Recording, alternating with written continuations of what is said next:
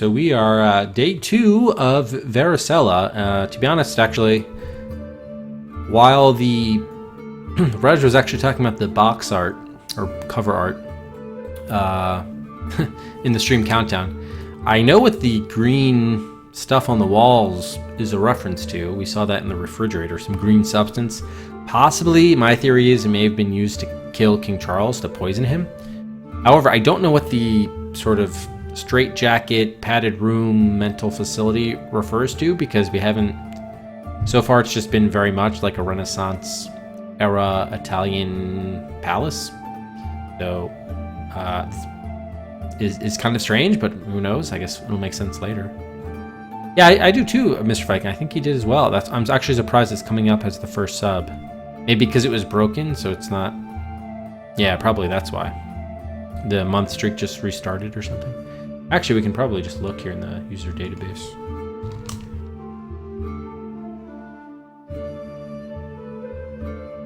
Yeah, originally subbed in April. Oh, then again in May. Oh, June. I see, just missed July. Yeah, so it did reset. Gotcha. Okay. He actually should have gotten 100 extra that he didn't get, man. Yeah, so almost 100 more, actually. Okay, cool. Alright, so in any event, we still were kind of in the mapping phase. We haven't yet really done a whole lot of puzzle solving, so we've been taking inventory of characters, what all the relationships are. We're basically playing the king has just died. We're sort of the palace minister, which basically just means we're sort of in charge of like facilities and operations in the palace. But we actually want to try to seize the throne in sort of this power vacuum with the king now dead, against some other ministers, and I don't know, there's a prince maybe and a queen there. So we have to kill, I guess, 5. Well, actually, they do say 5 rivals for the throne. If we look at our cast of characters, I guess the 5 rivals would probably be Klaus Werkite, the war minister, Argento Rico, the coffers, or I guess treasury minister, Pierre Bonfleche, the Christ minister, Variola Modo, the interior minister, and then I guess Marco Pulici, the ambassador to China.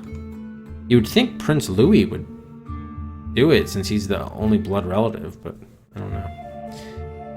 Maybe it would be Prince Louis since Marco Pulici would be sort of, he's not even around, he's in China. I don't know.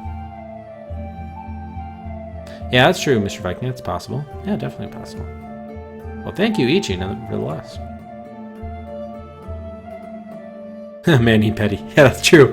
We did get a Mani Petty. Or maybe it was just a Petty. Or was it a Manny? Now I'm getting confused. In any event, I think we were on the 2nd floor. We had checked out, I guess, this area. I think we never went to the royal quarters or Rico's quarters. Right. Okay, so I think we still need to do that before. There was a bunch of guards that prevent us from going Moto's quarters, and I think there was a stained carpet too, which might have been of the green substance. We're gonna have to remember. All right, so let's restore game. I guess we could probably just start from scratch. We haven't really accomplished anything. Yeah, you know what? Let's just start from scratch. I don't really I just realized I didn't have a... oh no, I don't want full color actually. Oops. Because then we get the light green on green in the title bar. So let's restart to limited color. There we go. Okay. All right, now we'll resume our timer. Okay, cool. Thank you, Graffin. I'll be very curious to see if your vote alone, although I guess induction is going to be voting too. I'll be very curious to see whether that swings the balance of where, what the tentative winner was going into tonight's stream.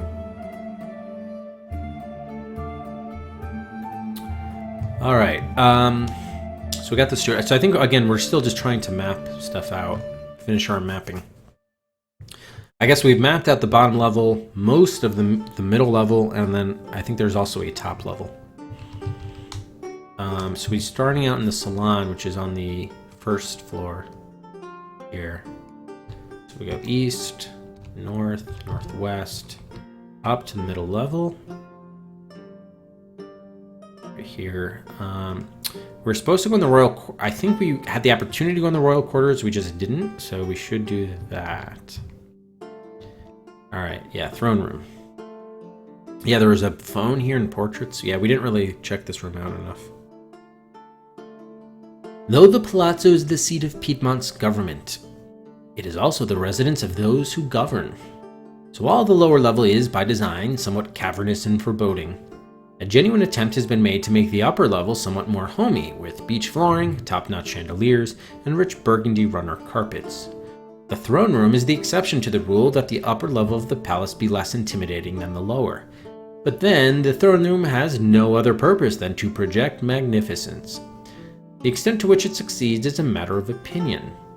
The gift throne, with its red velvet canopy, is certainly impressive, though the bright green telephone right next to it detracts from the effect somewhat. On the other hand, it detracts nowhere near so much as the portraits, and eventually photographs, of past kings on the wall, southern wall. The royal quarters lie to the north, while tower access is available to the east and west. The guard stands watch over the entrance to the royal quarters, whistling to himself. Did we ever get this guard's number? 1991. Okay, we do not have him. All right.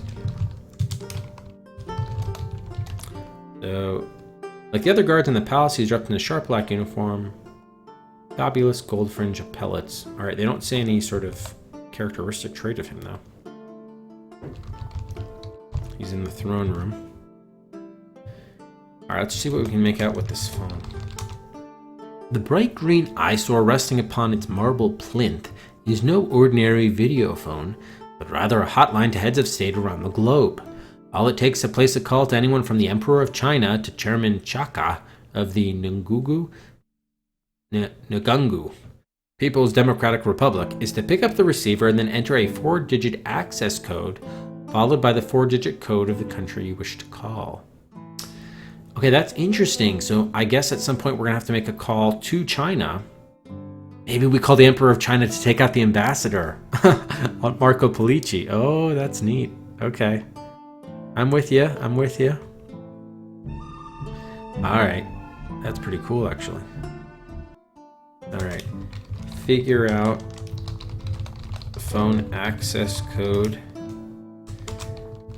Find out China country code to kill Ambassador Pollici.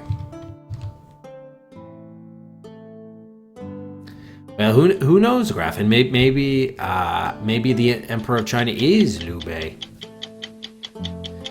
Oh, the cart timer. Thank you. Started. Thank you. All right. So I guess can we even, if we wanted to, can we pick up the receiver? Yeah, we can. All right. We still, I guess, use the guard's number. I don't know. Denied. Declares the screen in bright green letters. You replace the receiver. Wrong number, what? Chuckles the guard. That's great. Yeah, let's ask the guard about the phone. How does the telephone work, you ask? I think I've seen it being used a time or two, the guard says. You pick up the receiver, see, and then I'll ask you for an access code. Put that in, and then you put in the code for the place you want to call. Pretty simple, ain't it? Oh, indeed, guard, indeed. Throne? Ever tried sitting on the throne, you ask? Seeing as it's right here. Maybe once or twice, the guard admits. Alright, I like this guard. He's kinda cool. So, any news on the king's condition, you ask? I'm not at liberty to discuss his condition, the guard says. He lowers his voice. But just between us, he was cut out of here not too long ago, and if he weren't dead, he was close to it. Interesting, okay. Is the queen in, you ask? She's inside, all right, the guard says. I'll let you in, seeing as you're a minister and whatnot, but to be honest, she ain't really no shape for company. Okay, remember they did say that we have to protect Queen Sarah, and that she's likely going to be a target early by whoever, wants to, has ambitions on the throne. So that's good. I guess she's in the royal quarters. That would make sense. Alright, what does he know about War Minister? Can you tell me about the War Minister, you ask? Can't say as much as I cared for him, sir, the guard says. He does his work for him, though. Not the most pleasant chap.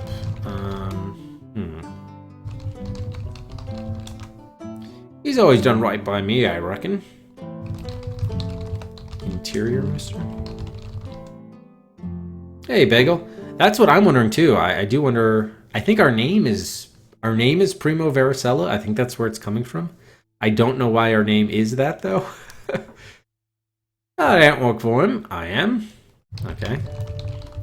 What about the ambassador? Never met the bloke. Okay, what about chef? Beats the cooking where I come from, the guard says. Alright, who else do we have? The Prince, Charles. He's the 5-year-old. I believe he's still studying with the Christ Minister, the guard says. Ah, okay, so he could be downstairs. He might not be in the royal quarters. A page rushes by, disappears into the stairwell. Yeah. Alright, so that happens at 1:15. So that's probably definitely a note we want to take. Because we've seen that in all, I guess, 3 of our playthroughs or whatever. Or I guess we've only done 1 full playthrough. But that seems to be a common occurrence at 1:15.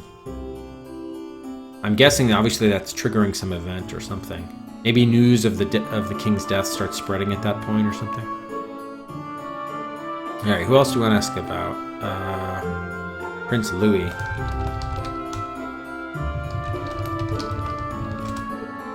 What can you tell me about Prince Louis, you ask? Kinda hard to believe he and His Majesty are related, the guard says. Well, maybe not so. Maybe have a difference in the old melon, you know. Charles got the brains and all, but still the same sort of bloke in a sense. Okay. And he's also a target of Moda or Warkite. Alright, what about Sierra? The king's mistress. Not sure what being around was too good for the royals, the guard says. Oh, what being around. I suppose that ain't my lookout. Alright, does this guy know about the other guards? Like, specifically, like, the religious one? Seems to be fine chaps for the most part.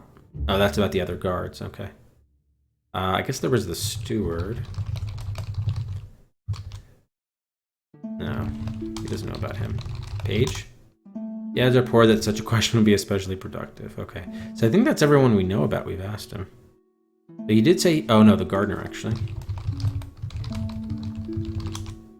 No, doesn't know. Alright, so let's try to... Can we... there was the phone, the throne... Oh, the portraits, yeah. They're all here, from Charles the Compromiser, who accepted this little patch of soil rather than press his claim to the whole of the Frankish Empire and risk a war, to Charles the Pedophile, the fuck, who not only insisted that the Constitution of Piedmont provided for the droit de seigneur, a dubious claim considering that Piedmont has never had a constitution, but used it to procure for himself girls as young as 4 and 5? On the grounds that they were statistically likely to be married at some point to Charles the Lionhearted, named for the cardiac condition that killed him. When he died, his heart was 5 times its proper size. To Charles the Blurry, the records of whose reigns were lost in a fire, and of whom nothing is known save for his appearance in this primitive daguerreotype. The last portrait is that of Charles the present king, or rather the most recent king. What his epithet will be is a matter for the historians, though you're partial to Charles, the one before the glorious reign of Primo Varicella. So perhaps they might have to abbreviate a bit. Illustrious history, ain't it? Remarks the guard. Hey, from beyond. Fairly early on in your tenure as palace minister, you had the throne secretly appraised, suspecting that its hue was the result of a few coats of spray paint. You were surprised to learn that it truly was coated in actual gold, albeit of the 14-karat variety. Can we sit on the throne? The Iron Throne shall be ours. You can spend as much time sitting on the throne as you'd like once you've been awarded the regency. Until then, best to remain on your feet. Fair enough. Let's go into the royal quarters. Alright. New location here. The royal quarters are normally the epitome of sumptuous luxury. Not that you spend a lot of time here. But even though you rarely have the occasion to visit, at least not in person, you can't help but wince at the ravages the late king's team of physicians have inflicted upon this room. All the fabulous vases and objects d'art have been removed to make room for their equipment, which has itself mostly been removed in turn, though there is still a medical rigging next to the now empty royal bed. Windows overlook the northern gardens. You!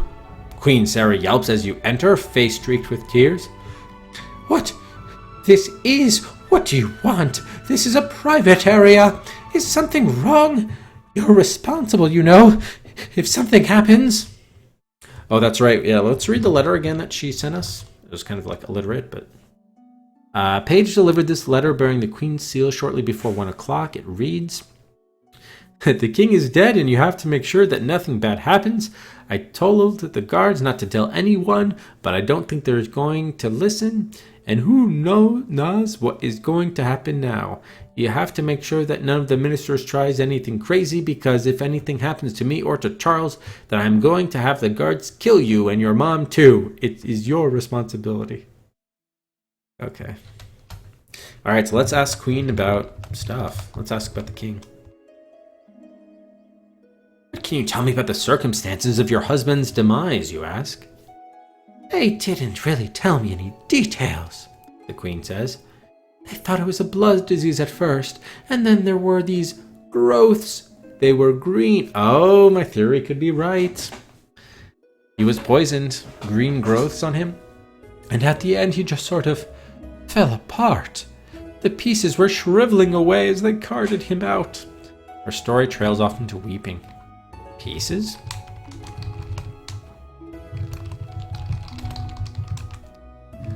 What about green substance? Any more information? Can you tell me a bit about that medical rigging? You ask. I don't really know anything about it, the Queen says. I'm not a doctor. I didn't even watch the doctor set it up. All I know is that it didn't do what it was supposed to do. What was it supposed to do? I already told you all I know, I swear. I don't know, Queen Sarah. I don't know. So how are you holding up, you ask? The Queen shakes her head hopelessly. I don't know what I'm going to do, she says, the words seeming to evaporate almost before they reach you. How is Prince Charles, you ask? He's still studying with the Christ Minister. Okay, that definitely seems important because they could, if someone takes him out, he could be there. So we not only have to protect the Queen Sarah, who's in the royal quarters. I'm guessing Prince Charles is in the other quarters. Protect Prince Charles. He's in probably Von Flesh's quarters, I would think. All right, what about Prince Louis? Are you considering Louis as regent, you ask? The regency? The Queen says. I haven't even thought about it. It's only been, since he died, it's only been, I haven't had time. She shakes her head. Don't ask me about this, not now. Ask about it. Wait, what were the other ones? There was polite, servile, and hostile? Oh, we're cordial. Got it. Okay. Maybe we should go servile with her, actually. So why did you send me this letter, you ask? I mean what I said, the Queen says. You say you run the palace? Fine. Then it's your job to make sure that it stays as a safe place even with the king dead. You have to. I guess we'll see. We certainly will see. Are you considering Werkite as regent, you ask? I told you I haven't decided anything, the Queen says. Please don't press me on this. Not now, please. What about just regency generally? No. Whom are you considering as regent? Okay, so she's not going to talk about any specific person then.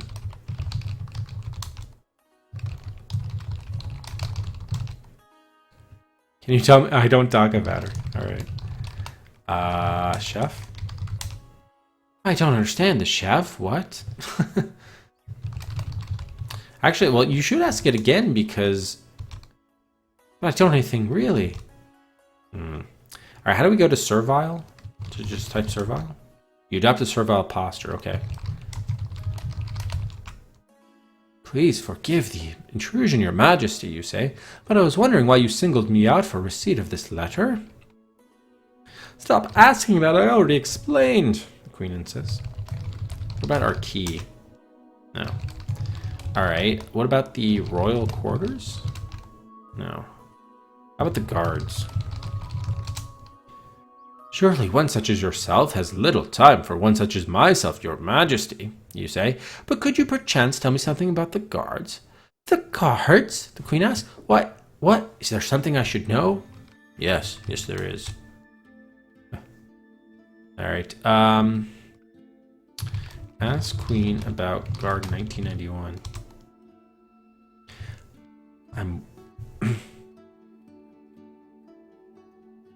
I'm well aware that I don't merit your consideration, your majesty, you say, but could you be so kind as to tell me about the guard outside?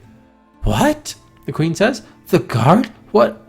Was he doing something wrong? Isn't it safe with him? Please, you're scaring me. No, I'm asking merely for information, you say. I've never had a problem with that guard, the queen says, swallowing hard. Unless you know something, please don't add to my fears, please. Maybe we should tell queen about Werekite? You are scarcely about to divulge your secrets to a hysterical female? What? Wow. Alright, so we don't want to tell her then. What about the ones that we know are suck?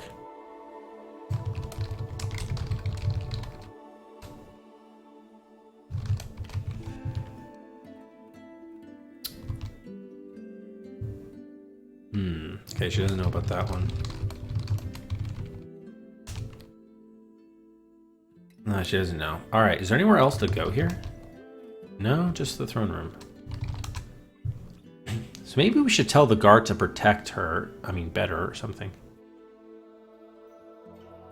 Alright, so what else is here? There's equipment, right? And rigging. Yes, it's the royal bed. So naturally, it's 3 times as wide as any other bed in Piedmont. The fabric's 3 times as rich. Yes, all of that. But the mattress, is it a Commodissimo Pro? Is it even a Schlafmeister 5000? See, one simply can't achieve this type of size without sacrificing comfort. And that's not a sacrifice you are prepared to make. When you are king, the bed will be replaced. Of course, rumor has it that the late king himself would scarcely have known the difference, given that he spent his nights in the decidedly more accommodating bed of Monsieur, leaving the queen to share this one with Prince Charles. She shared the bed. I mean, I guess he's 5, but still, she shared the bed with him. This was all in keeping with the Gallic custom of allowing children to share a bed with their parents until a scandalously advanced age. Knox, can I get a how scandalous? The quacks, thank you, Knox. The quacks of Vienna will go on about how psychologically beneficial this all is. But as far as you're concerned, quite a few of Europe's problems can be attributed to the fact that half the Carolinian League is knee-deep in an Oedipal quagmire. Indeed, I agree. Can we look under the bed? There seem to be some toys hidden under the bed, but alas, you cannot squeeze far enough under the bed to investigate further. Interesting. Search the bed. Sleep in bed. That was not understood past the bid where you want to seem to sleep. Okay. Enter the bed. This is scarcely the time for a nap. Take a look at the equipment. The scaffolding, which at one point seemed as if it might swallow up the royal bed, has been reduced to this humble stand holding an IV bag and an oxygen mask. A shelf attached to the stand bears a glass of water. Let's look at the IV bag. This is a plastic bag connected to a tube which ends in a stopcock. Currently shut, the bag is filled with... Oh dear, the inside of the bag is streaked with a sludgy green substance. Aha, I was right. He was poisoned. This is what was pumped into the king's veins? A bleeding from the local barber would have been more therapeutic. Let's tell the queen about the green substance. I can't do that. Can I take the IV bag? It's secure to the rigging. Got it. There's also a glass of water, right? The glass is filled with water. Take the glass. The shelf gives way with a snap, causing you to fumble the glass. It shatters on the floor. How unseemly. Oh shit. Can we undo that? What if we drink the water? Is it poison too? You take a sip of water. Always good to stay hydrated during a coup d'etat. Oh, that's great. There was one other thing here. There's a stand. Oh, oxygen mask, yeah. This is a simple rubber mask which fits over one's nose and mouth. It is attached to an oxygen canister which is currently turned off. Small canister of pressurized gas. Can we turn canister on? You turn on the oxygen canister and a hiss fills the air. Wear the mask. Like, it might be also poison, let's see. You are scarcely about to put on an oxygen mask without a compelling reason to do so, at least not with others present. You look suspicious enough carrying the thing around. Oh, did we take the mask? Oh, I did, okay. Nice. Okay, turn canister off.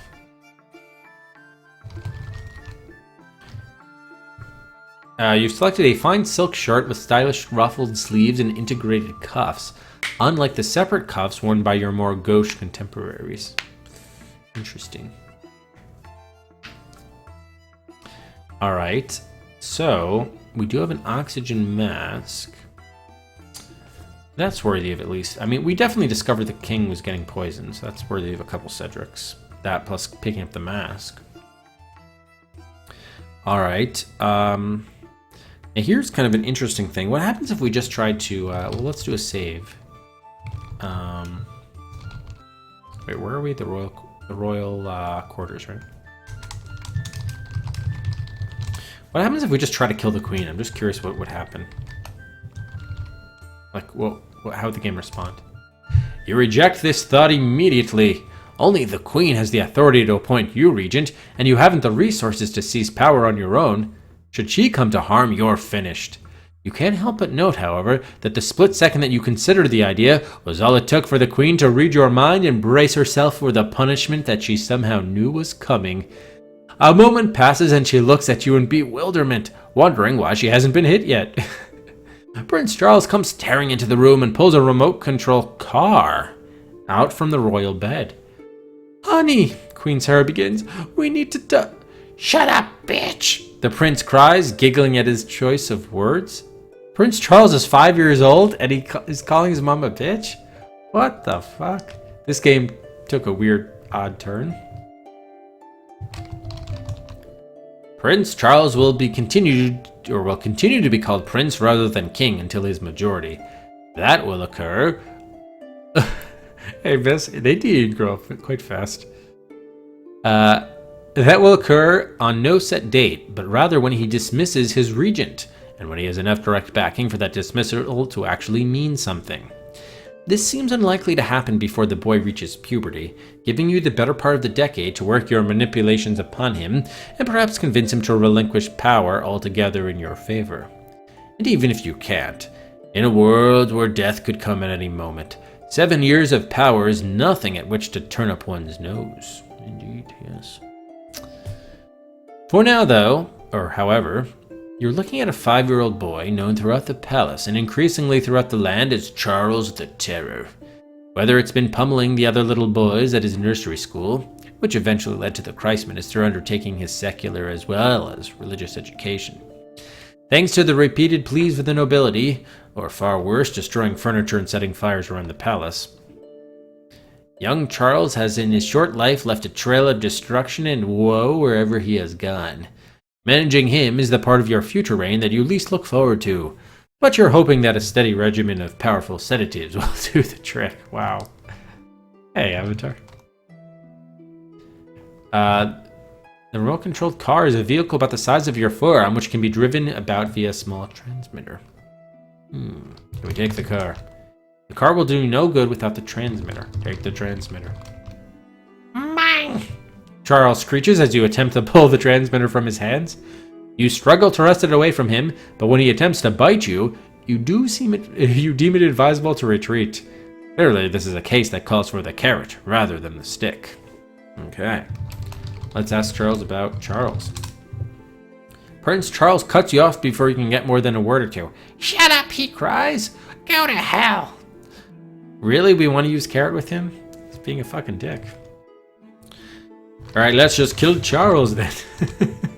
Tempting as it is, killing Charles the Terror would serve only to obviate the need for a regent, and thus create a power vacuum which you, lacking a solid base of support, could never hope to fill. Too bad, too bad. Alright, what if... Yes, I agree with Aardvark. What if we kiss the queen in his presence? It is unlikely that the queen would find such a bizarre overture remotely comforting. Well, this is the younger brother. He's the 5-year-old. I think Prince Louis is the older brother. Actually, wait a minute. Maybe he's not. Because wouldn't Prince Louis be... Oh, I see. Yeah. You're right. Prince Louis is the younger brother of the king, not the son of the queen. Got it. Okay. Makes sense. Got it. Okay, so that's why he's not in line for the throne. It is Prince Charles. Got it. Okay.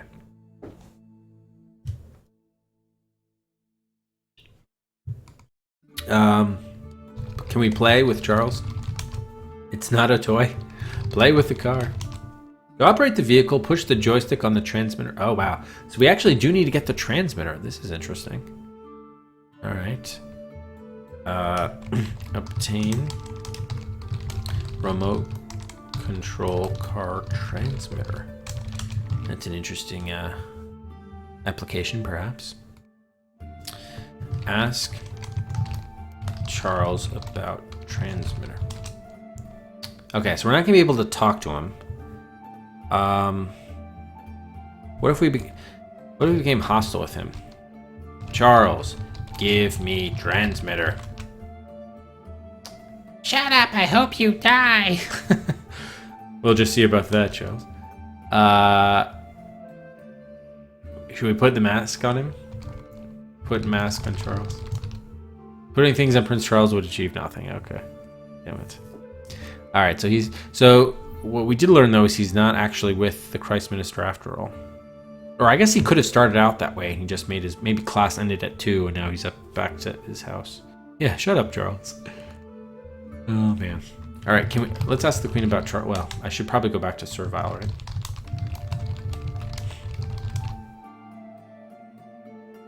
He seems fine, I think, isn't he? No, he isn't.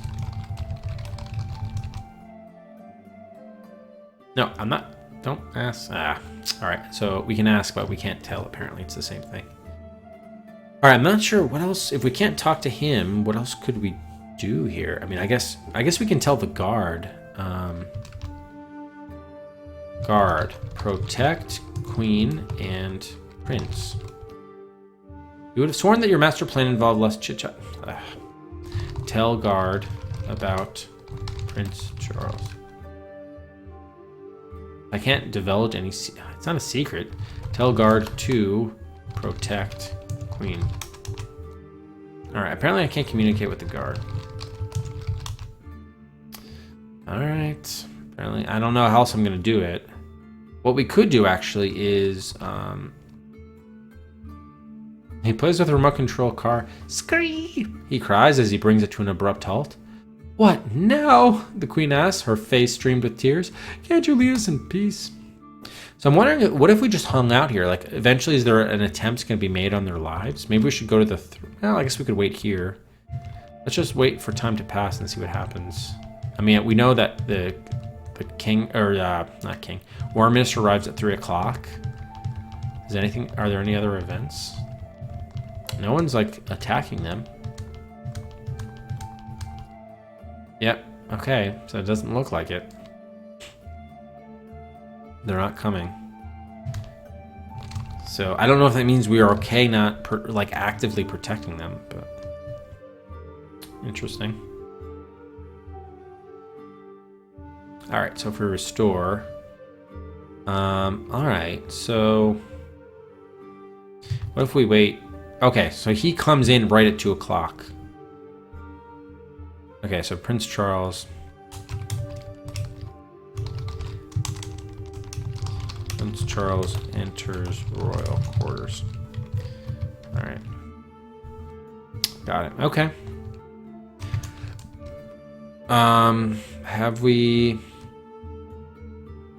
We didn't go to the Northeast Tower antechamber, right? Okay. Oh, the coffers minister wanders in. Hey, Varicella, he says. I only have a minute, but I just wanted to let you know. I'm building a team now that, well, let's just say there might be a call for new leadership in the near future. It'd be great to have you on board. We'll talk more later. So that's interesting. I wonder, does he ever... he made that same offer our first playthrough as well. I'm wondering... Maybe that means it's unlocked, that we can actually see him in his chambers or something. Let's actually see. If we go downstairs, what would happen? So we are in the Northeast Tower antechamber, so we can remove that. If we go north... Oh wait, actually his quarters are right nearby, right? Yeah, actually they are. And there's a cooler here, right, in the Eastern Hall. Let's make note of that. That's definitely going to be important.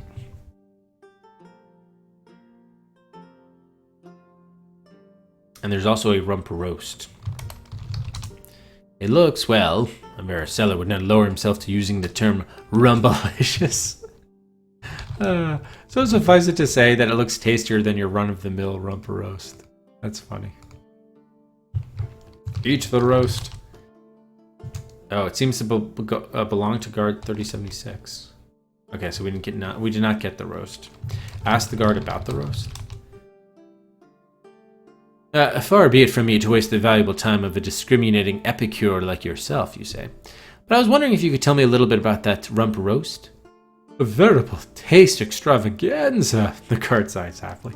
Alright, we probably don't want to be servile with the guards, because we should be running the show here, so at least be cordial. You adopt a cordial manner.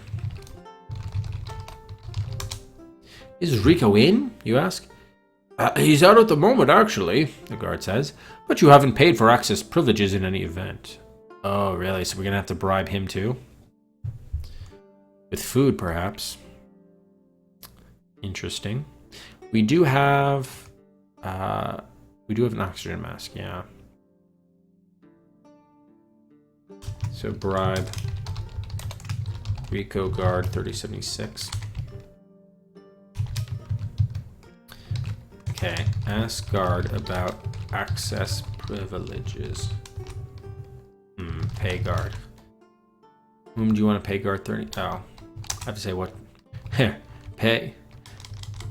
Give mask to guard 3076. It looks at the enemy yawns. Okay, so we need to get food or money. Probably food. Maybe the cooler? Sizable hard phone cooler, which we can't open, right? He finishes off the rump roast, opens the cooler, pulls a sausage out the size of your thigh, and starts in on it. Wow. Nothing like ground up pig anuses stuffed into a piece of intestine for a tasty treat. Yikes. So does he just stand here eating meats all day?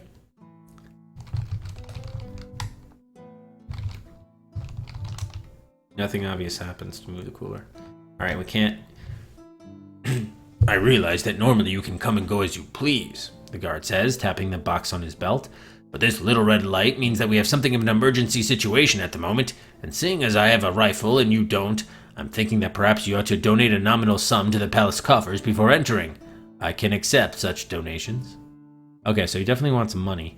However, he says the box, so... Remember before that alarm? Maybe there's a short time where we can go into some of these quarters before the alarm sounds. Every guard is equipped with a small box on his belt through which he receives order from the War Minister. At present the light is red, indicating the highest level of alertness. You've attempted to find a way to jam the signal and substitute your own, but it would mean disabling the War Minister's central computer without his knowledge, and thus far you've been able to defeat his security. Oh wow, that could be a whole thing. Alright, jam. Or disable.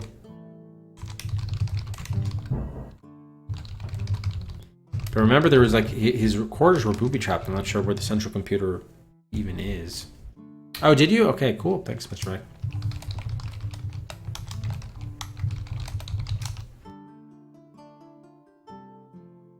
The red light means an emergency is in progress. This gives me a little bit more latitude to deal with problems, so don't become one.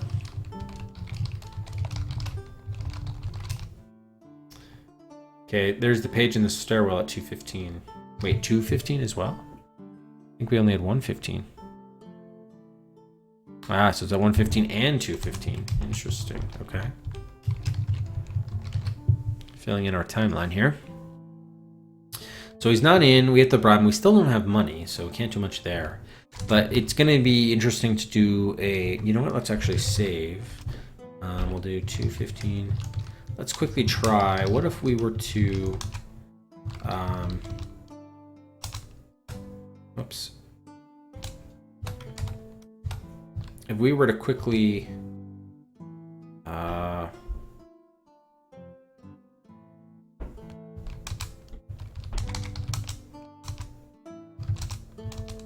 If we go here before the alarm is triggered, could we get in? No? Damn, okay. So even at 110. Matt, thank you for the host. How's it going, Matt? Alright, so the alert is on from the get-go, I guess. Yeah.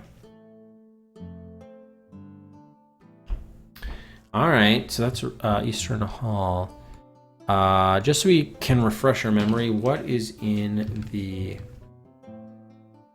What are these, the carpet?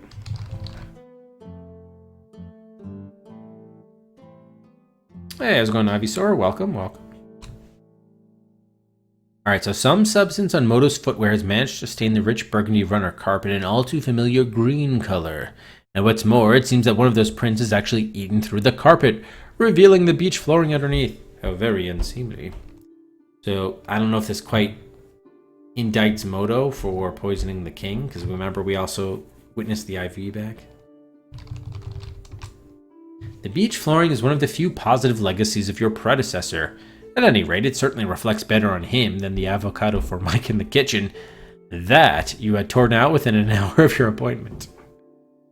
Fair enough. Nice mix there.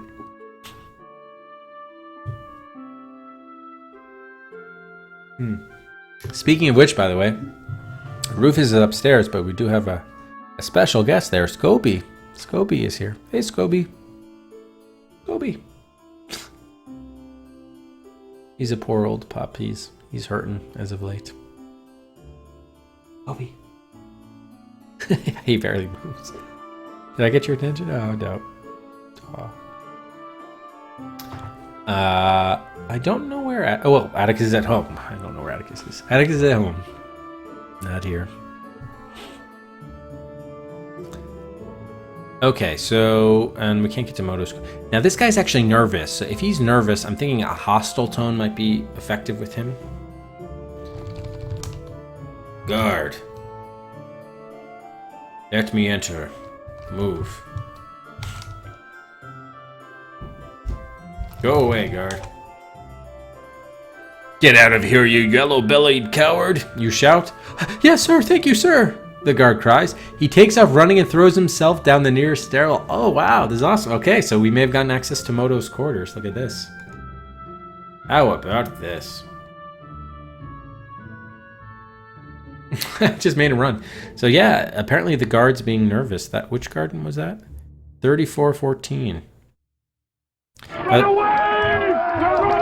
I will say guard 1991 was cool because he admitted to sitting on the throne a few times for fun. How many? What kind of puppies do you have, Piss? Oh, that's right. You mentioned that. Yeah, a few months ago. Yep. Cool. All right. So if he ran away, does that mean we can go south? Let's try it. Good God. Moto's quarters seem to have transformed overnight into some kind of hellish rainforest. The floor, ceiling, and walls are all caked with an all too familiar green goop of some sort, with undulating green tendrils as big around as your chest extending from ceiling to floor. Darker green splotches skitter from tendril to tendril like insects, occasionally exploding in a wet bubbling burst that leaves a thin green filament extending from one vine to another.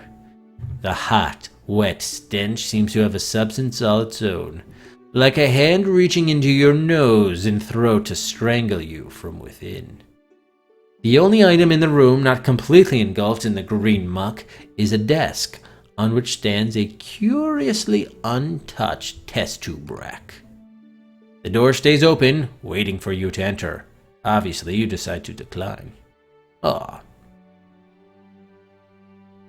Oh, they're Westies. Resistant to housebreaking. I'm sure that's fun. Hey, Dr. Bartek.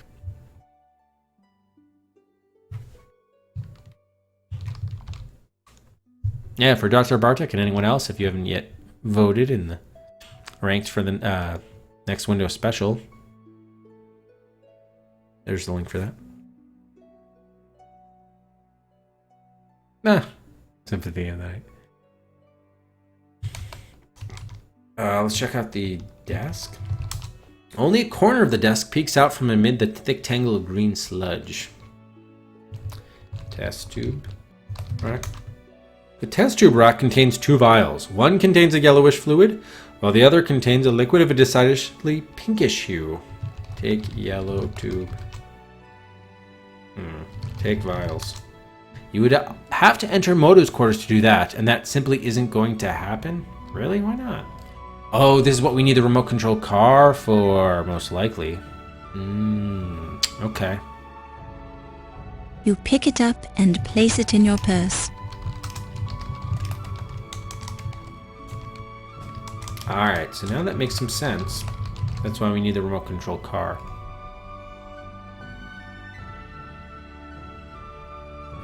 So,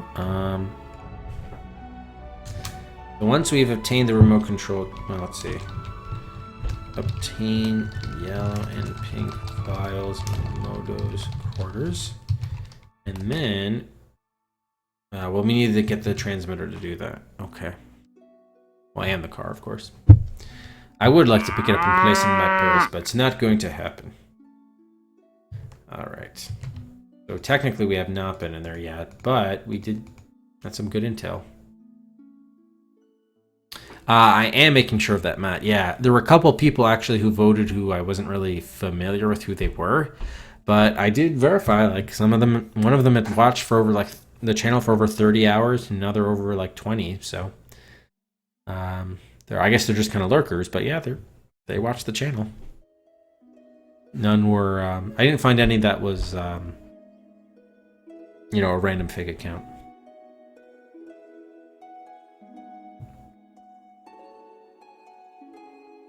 He's gonna pee on your rug, this? Damn. All right, so that's okay. That's good. We made some good progress there. We need some money to get maybe Rico scores. I'll have to figure that out. All right, should we try going upstairs now? Southeast tower, yeah. Okay, yeah. Let's map the top level. See what else we're dealing with here. It is 2:20 already. We may want to restart. I don't know. Oh, let's see how far we can go.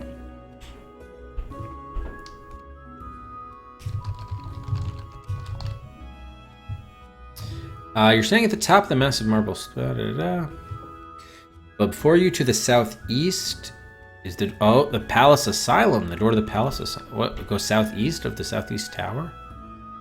Interesting. Okay, now the box cover makes some sense. I didn't know there was an in-palace asylum. Not an in-palace like prison, an in-palace asylum. I'm definitely enjoying it more classic, because so far it's definitely more like my style of game, and like including the. Although I guess they both have asylums, but I like the whole palace intrigue thing a little bit more than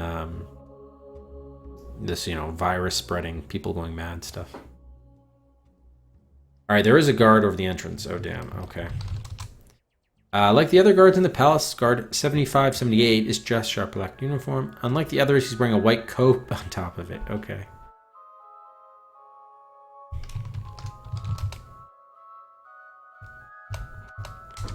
Okay, so he guards the asylum.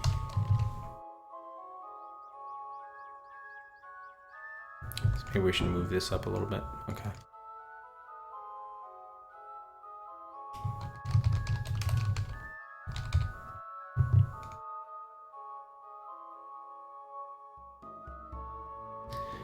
Alright, and there's a guard here. I'm guessing he's not going to let us in, but we could ask him.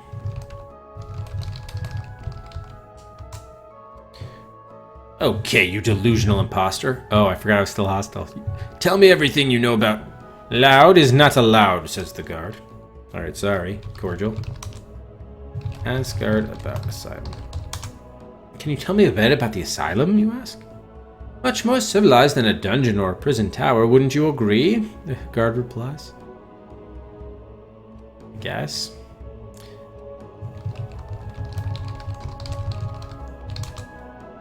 Really, does ruling of the land mean much, you survey, mean much of anything without love? The guard asks. Think about it, won't you? No, I will not. 2 words about her, my friend, the guard says. Electrocomplex. Oh, what is the electrocomplex? It's not the, it's not the edible complex. Wasn't electro spelled with a K? Old-fashioned term for the... Oh, it is the old-fashioned term for the Oedipus complex, as manifested in young girls. Yikes. Well, then it's... Oh, but it's the other way. So it's like a young girl to her dad or something? Guard, what are you suggesting? Okay. Prince Charles. I believe the lad suffers from an advanced case of attention deficit disorder. So this guy's all like psychological. It's pretty cool. Alright, so he's the psychological guy. Oh, Sting!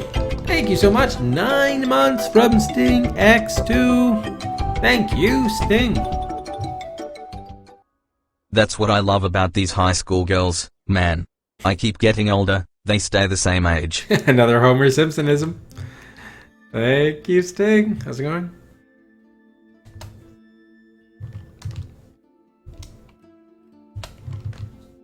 I know Sting has not voted yet as well. Okay. Oh, it's Dazed and Confused. Oh, damn, I got it wrong. It definitely rung a bell. I just assumed it was another Simpsons one, but I was wrong. I was wrong. I'm sorry. Been a while since I saw Dazed and Confused. Alright, let's ask Guard about Prince Louis. Well, he is what is known in the business as an anal expulsive type. Wait, anal expulsive? What is he doing? Farting and sharding all day? Oh my god. No, it's not decided. There's probably no point in calling it until we at least have we're within 10. But because we're playing 2 IF games in a row, the reality is that's just unlikely to happen. While we're playing Varicella and even Slouching Towards Bedlam, it didn't. So it probably depends on whatever wins the next showdown, how popular that game is, to draw in, I guess, new followers or something. Yes, it could be explosive diarrhea as well.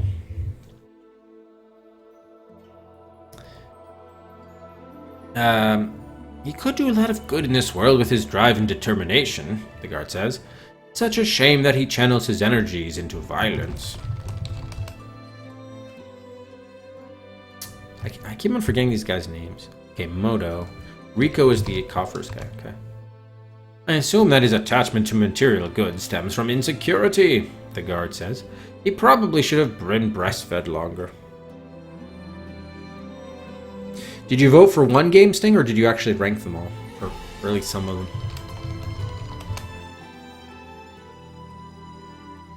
Because if you just vote for one game, unless you vote for the winner, then it's based on the voting system. Okay, you arrange all the ones here. Okay, cool. Just making sure. Cool, thank you. Alright.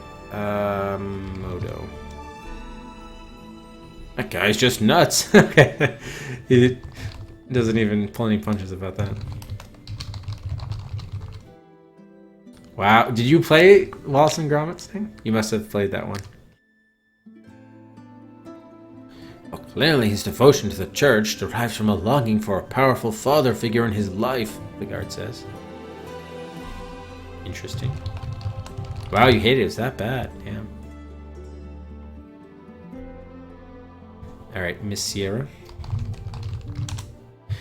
classic sexual compulsive if ever there was one, the guard says.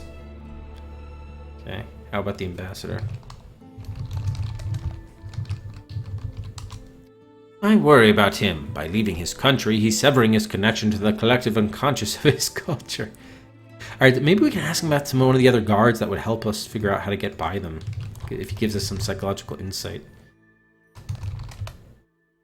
Maybe like 0249. Well, they ran the gamut from well-adjusted paragons of stability to dangerous psychopaths, the guard says. Alright, so that's not going to help us much. Okay.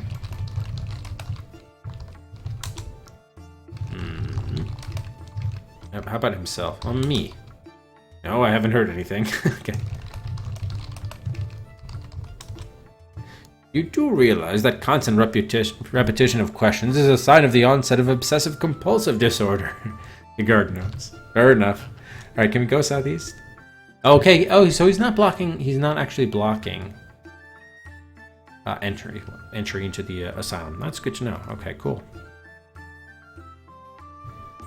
The walls and floor are padded here, a cylindrical pattern of white squares spiraling upward to a skylight far overhead.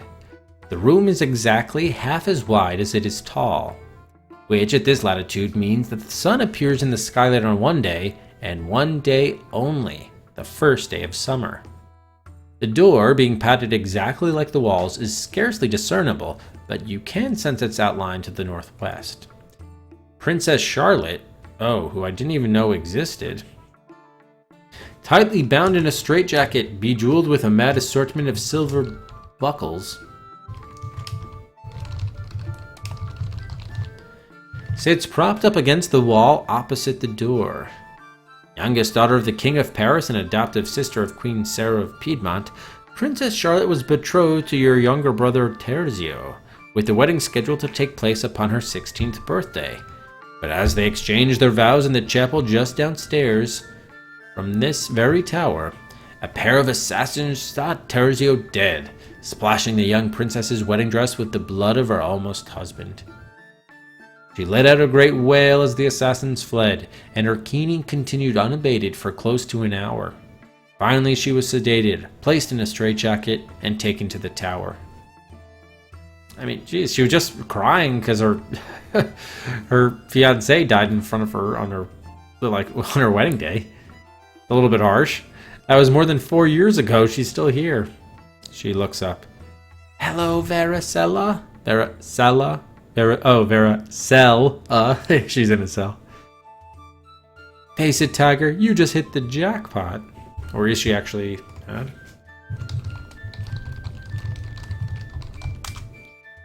Are you displeased with your current accommodations, you ask? Well, it's not like I'm asking for a nice room with a comfy bed like I had back home, Princess Charlotte says. All I ask is that you take away some of the padding so then when it gets intolerable I can bang my head on the wall till I pass out. Is that so much to ask? Yes, it is. I am locked in a cell. And yourself? I dreamed you asked that before, Princess Charlotte says, and when I woke up, my pillow was missing. Really? Okay, so the only way we can go is the tower, okay. So they allow people to come in here? Alright. She tried me to cut my foot in half to fit the glass slipper. Oh, that's her stepsister, Princess Charlotte says. But I'm not allowed to wear shoes, so it didn't work. I see a little varicella of a man, Princess Charlotte replies. Scaramouche, Scaramouche, do the fandango. Will you do the grim... Yes, will you do the grim fandango? I think you will. Oh, that's great. And they're talking about grim fandango from the... Oh, that was a great line. I see a little... Scaramouche, Scaramouche. That's hilarious. Very good, very good.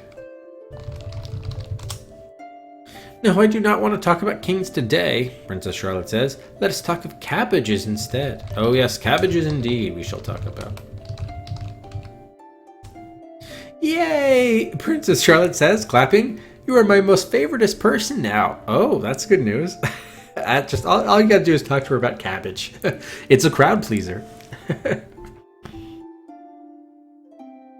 Now all we need to do is bring her a cabbage, and then we're in good shape. Yes. Yes, actually, would this help us get a bit more friendly with her? Look where that sort of thing got Terzio. Yes, good point. Good point. All right, let's ask her about. Does she also have an affinity for lettuce? No. Yes, exactly. My thoughts exactly, Doc. Oh, man. Comes to visit me sometimes, Princess Charlotte says. Sometimes he throws things at me, and sometimes he calls me names, and sometimes he talks about how his teacher does things to him in the day like Louis and Rico do to me at night. Oh shit, he's getting sexually abused by the Christ minister? Really? And sometimes he brings his car and hits me with it, and sometimes he just looks at me and then leaves.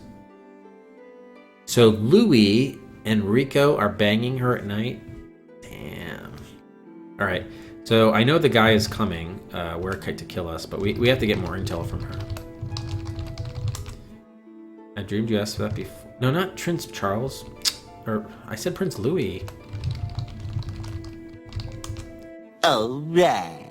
What was that you said about Louis and Rico, you ask? Well, at the beginning, Rico would pay the night watchman, and then the night watchman would let Louis in.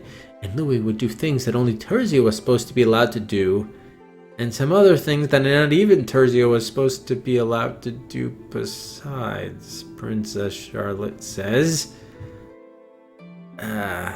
Then Rico got tired of paying for someone else to have fun, just in the hopes of making a friend in the royal family, so he decided to come in himself and make friends with another member of it.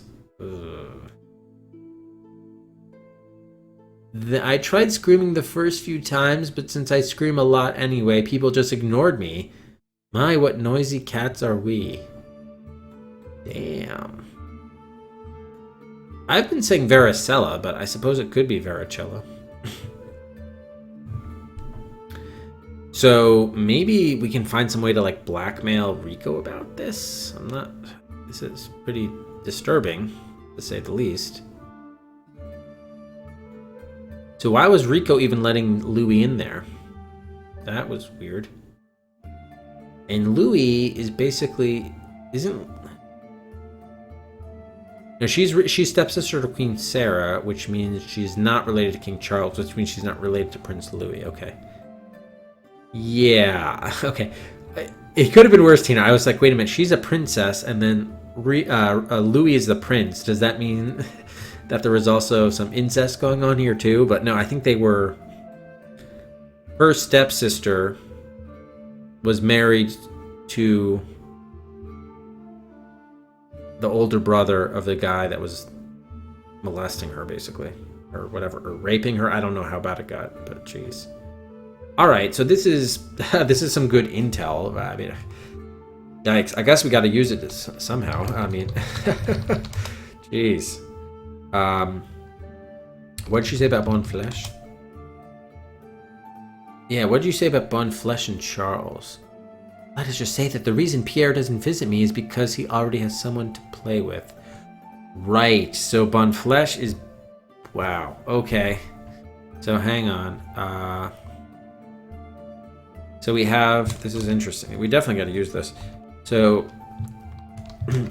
Louis and Rico are basically... I'm just going to say raping. I mean, just seems clear. And then... Bonflesh is molesting Charles. Now the question is whether Charles is doing that or not. Anyway, if we have, this is good. I don't know. Jeez. All right. Who else do we not ask about? Rico. How about Modo? Is he here? Princess Charlotte asked, glancing around. Uh-oh, I haven't had my shots. What can you say about shots? It's the end of the world as we know it, she says. And I feel kind of scared. All right, so we're running out of time here in this slot, so we could just resave and then go back up here and ask her about stuff. But Sierra. She is mean, Princess Charlotte says. Mean, mean, mean. The whole time I was getting ready for my wedding, she called me the worst names I've ever heard of. She makes her hostile mood sound like servile, let me tell you. What about me? I dreamed you asked that before. Oh, I did. He is dead and gone, Princess Charlotte says. My love is dead and gone. At his head a grass-green turf, at his heels a stone. Yes, he is dead and buried. Alright, we can ask about the ambassador. Or the war mister, I think. I would like to be an ambassador, Princess Charlotte says. Can I be an ambassador to my childhood? That would be fun. Can I do that so I can ask one more question? No.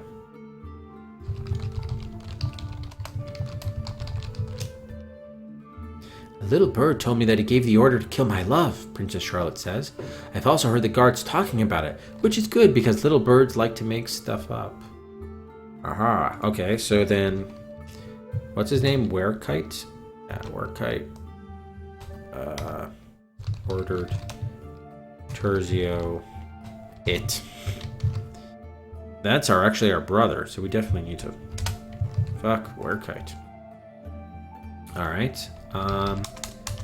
Ask Charlotte about... Who haven't we asked her about? I guess the guards, certainly. And the chef. My favorite dish of his is his satanic vegetarian chili. Oh no, the terror of tofu.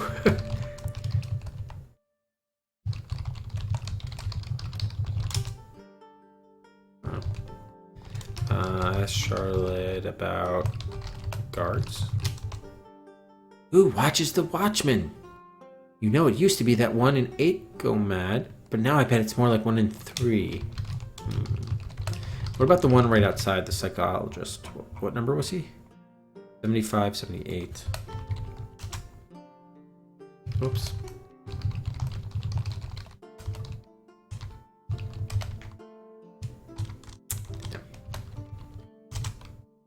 He is nice. He never lets people in to do things to my body while I'm tied up like the night watchman does. He's a big part of the reason that I look forward to the start of every new sunshiny day. Yikes. Well, I'm glad that someone has some some basic integrity. Yikes. Okay. So this was very interesting. All right. Why don't we do a restart then? We still need to do the rest of the 3rd floor. So we gotta do another run like with that.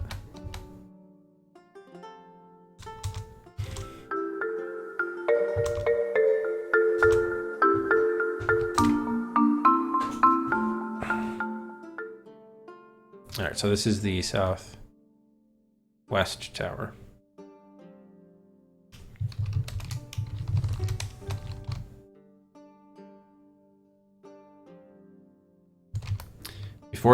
To the southwest, the door of the quarters of Prince Louis. Oh, okay.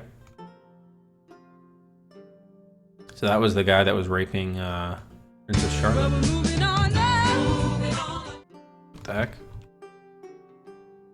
There we go.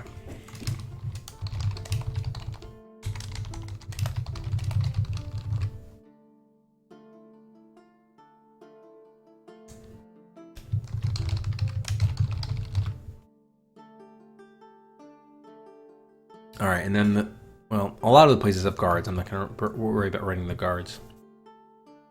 All right, so let's pause there.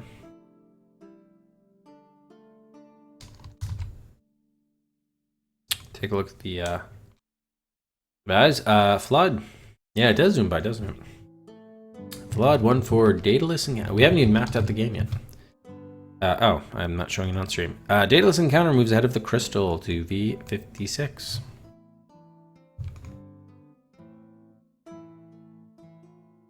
I will, Bigger. I will. I haven't had a chance yet, but I definitely will be. Thank you. Yeah, thank you for providing this.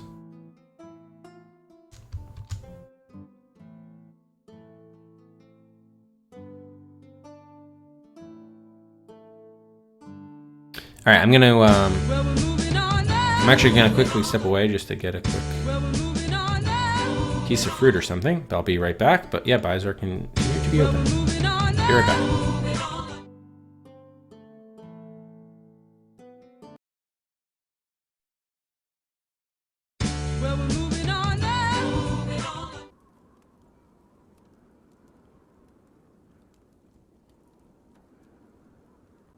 It seems dust bunnies breed as fast as the real thing, Spike. Anybody home?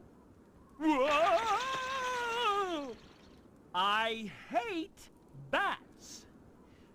Yuck! Man, talk about bedbugs. Funny place to put the light switch. 1, 2, cha-cha-cha. 3, 4, cha-cha-cha. Furniture, ladies' undergarments, appliances.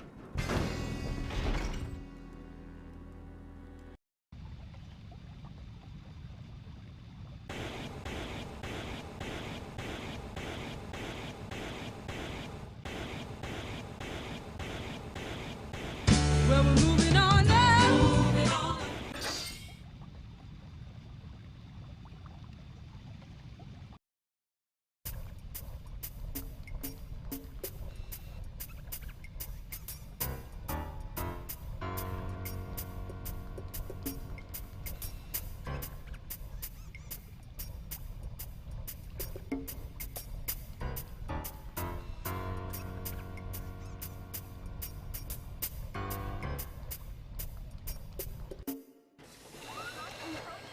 Ace Ventura, at your service, Husky friends.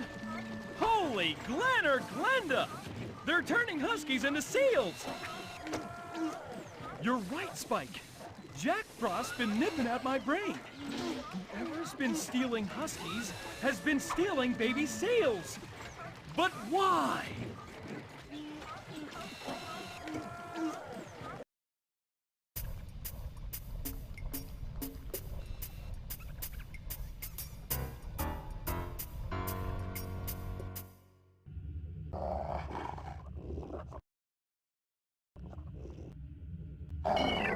Yummy!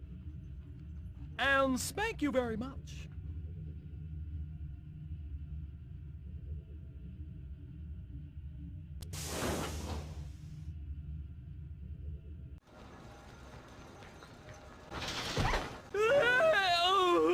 How cruel and unusual!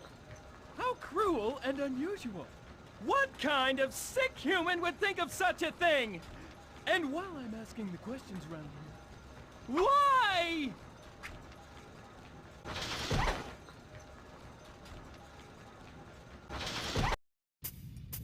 B-I-N-G-O, Bingo was his name-o. Just type the right password, and I'm in.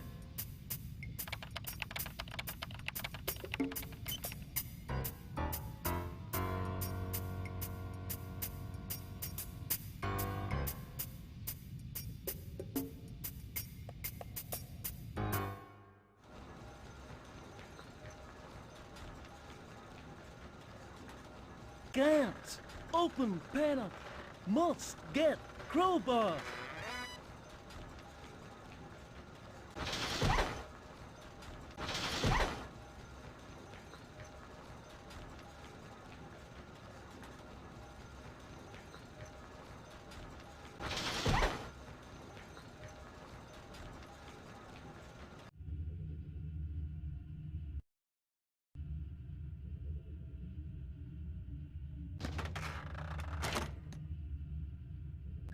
Let's get down to business.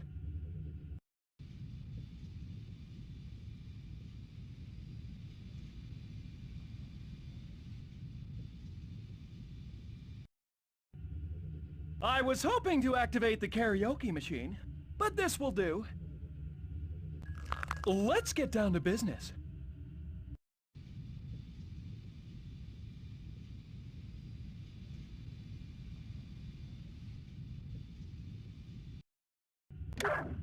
Pooch prods disabled.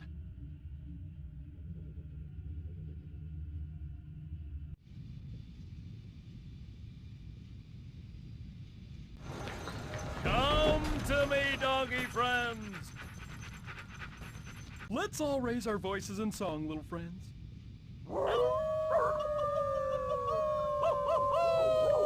Alrighty then. Get along, little doggies. Return to your village and sniff each other's butts in peace.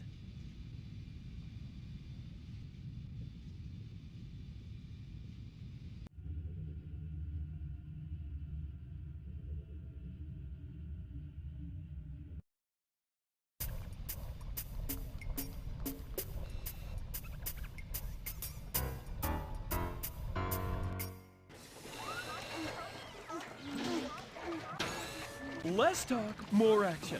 Let's free the seals and call an Ace Ventura bonus round.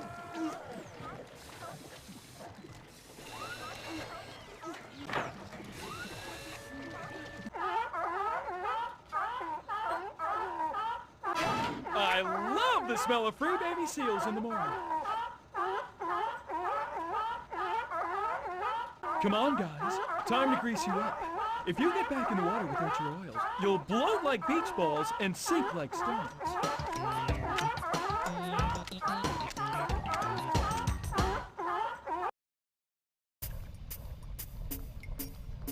Waka waka!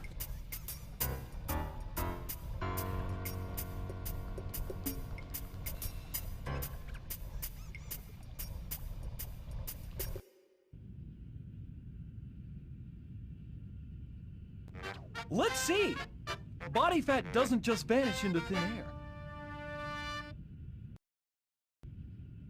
Fellas, I'm sure Odora won't mind if we have a little soak in her tub.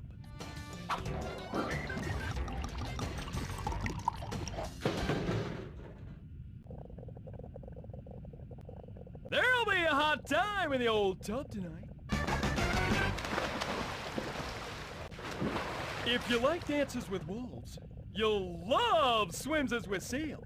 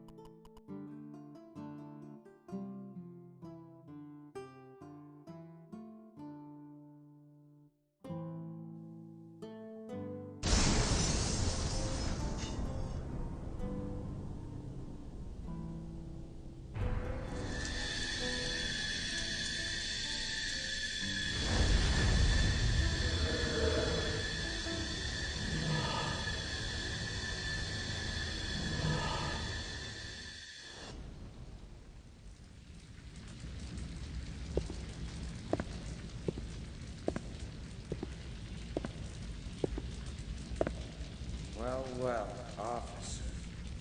Looks like you've had a little bit of an accident. Don't worry, though. I know a doctor will fix you up real good. Make you look better than you ever looked before.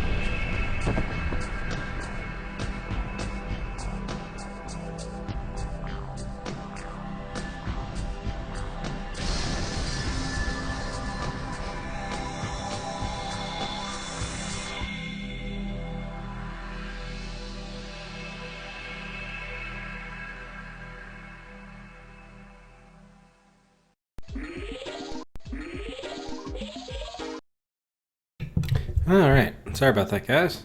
Had a phone call I had to jump on.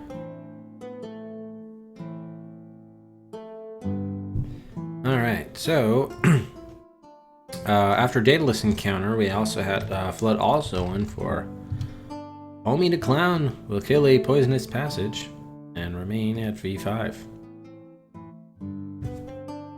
Mochum 3 for Woodruff and the Schnibble.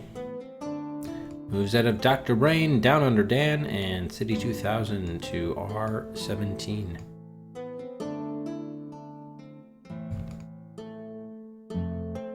From Beyond, one more for Torrance Passage. Move ahead of Space Quest 1, back to the top of the viewer queue. And Aardvark, 3 more for Woodruff and the Schnibble. Moves out of 3 more. It was out of Terror Tracks, King's Quest 5, and the what we just saw the trailer for, Angel Devoid. Up to R14. And From Beyond, 2 more for Torrance Passage. We got 2 more poisonous snakes.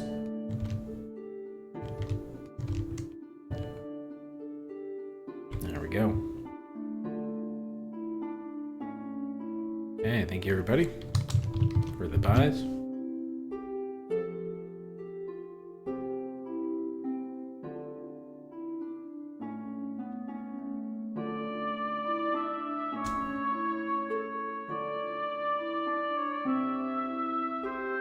Oh yeah, so we got 4 new votes tonight.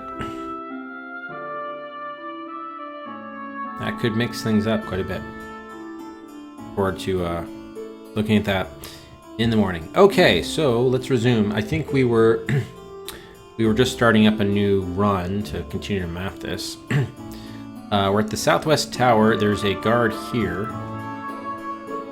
Flipping through a magazine of all things. Got that? Okay. This is 6235. Actually, well, really what I had to do is just say, like, here, hold on. I'll put guards. That way I don't have to have... Visually, there's no reason to have all those guards there. Typed, written out. Alright, so this one is 6235. His, however, stained with vivid orange streaks as if finger painted. Is it pellets? It's the latest issue of Guard's Life. How wholesome. Can we read the magazine? No. Ask Guard about him.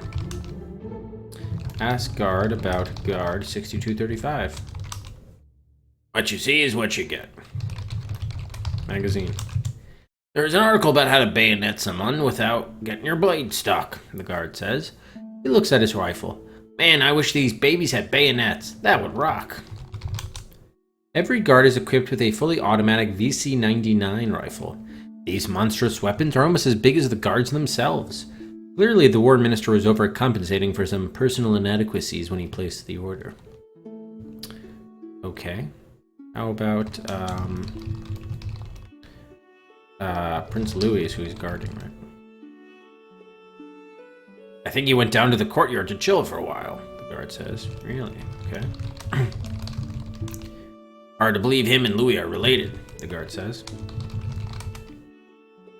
How about Princess Charlotte? Wrong tower, man, the guard says. Try the southeast one. Heh, the guard chuckles. Trust me, dude. Once you get stuck up a tower, you're cut off from all the gossip. Okay, how about Prince Charles? Thank God I don't gotta look after that, Prince, the guard says. Why? Deja entendu, dude. Oh, meaning I asked the question before.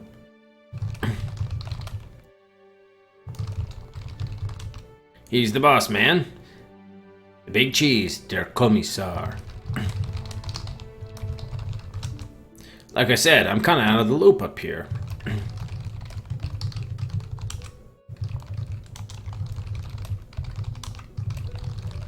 Who's the other one? I always say Rico. Okay, he doesn't know. Zilch, dude. Alright, so this is like a hippie one? Or no, he had finger paint and what? He was reading a magazine? I don't know what to say about this guy.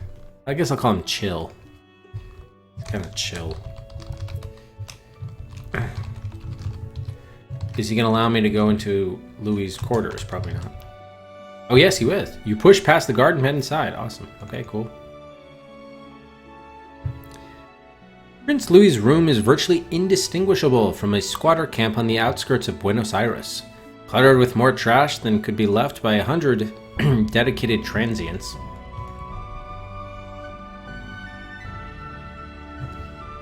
And pungent with the stench of dissolution.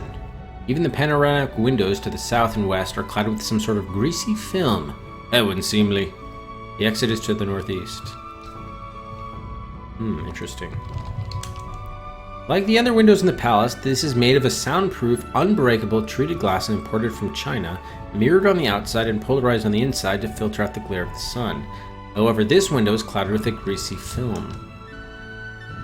Touch windows? Perhaps you'd better not. Think of the germs. I can't do anything with the grease? No, not really. Alright, there's trash in here. Amid the garbage in which you find yourself ankle deep, you can identify such items as an old pizza, a pornographic magazine, and several empty bags of cheese puffs.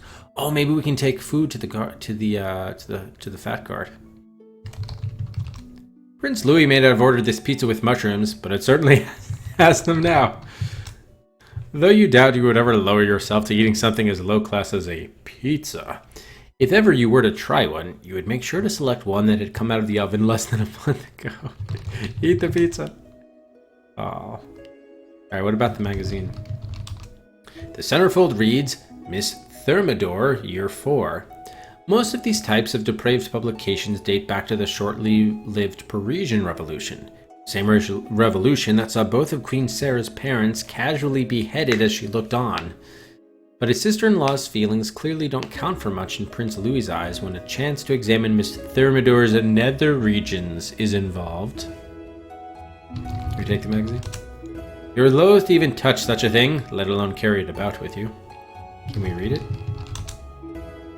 You can only guess what the rest of the magazine contains, since the pages seem to be stuck together. Oh boy. Oh boy, Louis. It's not enough that you're raping Charlotte, but now you're getting your jollies off to Miss Thermidor.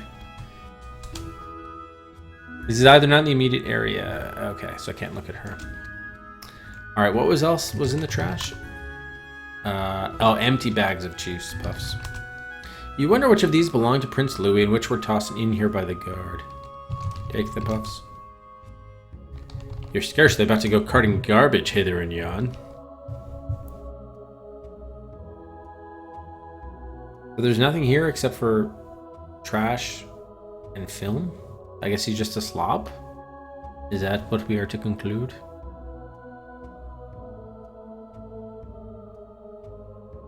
I really can't take anything? I'll have to be more specific. Damn. Search the room? I can't open the windows. Look out windows. The blurring effect of the greasy film leaves you unable to make out any detail. Damn, okay, so yeah, there's really not much here. Except for, let's put out greasy film windows. That's, I'm sure, going to be important. Alright, the guard nearly topples inside as the door opens. Man, I'm always doing that, he says. Can we ask the guard about... Ask guard about pizza.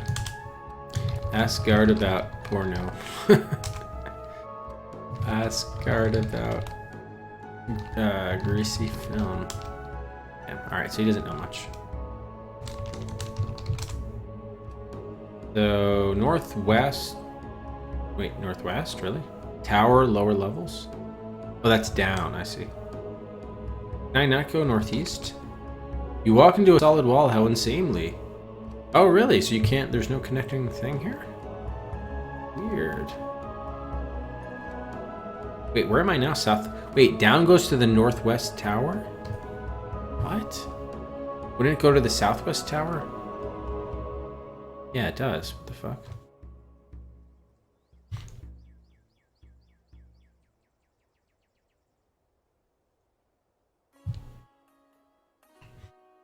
Okay, now we're in the northwest tower. This is an odd floor then, apparently. And there's not amphitheaters either. You're standing to the northwest is the door to your quarters. Oh yeah, I guess it stands to reason that we would have our own quarters. That makes sense. My quarters. The guard stands slouched in the door frame, clearly asleep. Oh, great. So we we get the guard who's asleep on the job. Just wonderful. Like the other guards in the palace, 3479. He's a bit rumpled, however. My guard. Wake up the guard. The guard awakens with a start. I am awake, sir, he declares. I was just, resting my eyes. I'm actually pretty new here, the guard says. Haven't had time to hear much. I'm assuming that's the guy in charge, the guard says. Don't need to be up on current events to figure that out, even if it is my first day, which it is. I don't know who everyone is. I mean, it's my first day. Great. I'm figuring that's the Queen's wife, right? The guard asks. Right, yes. Guard, protect Queen Sarah.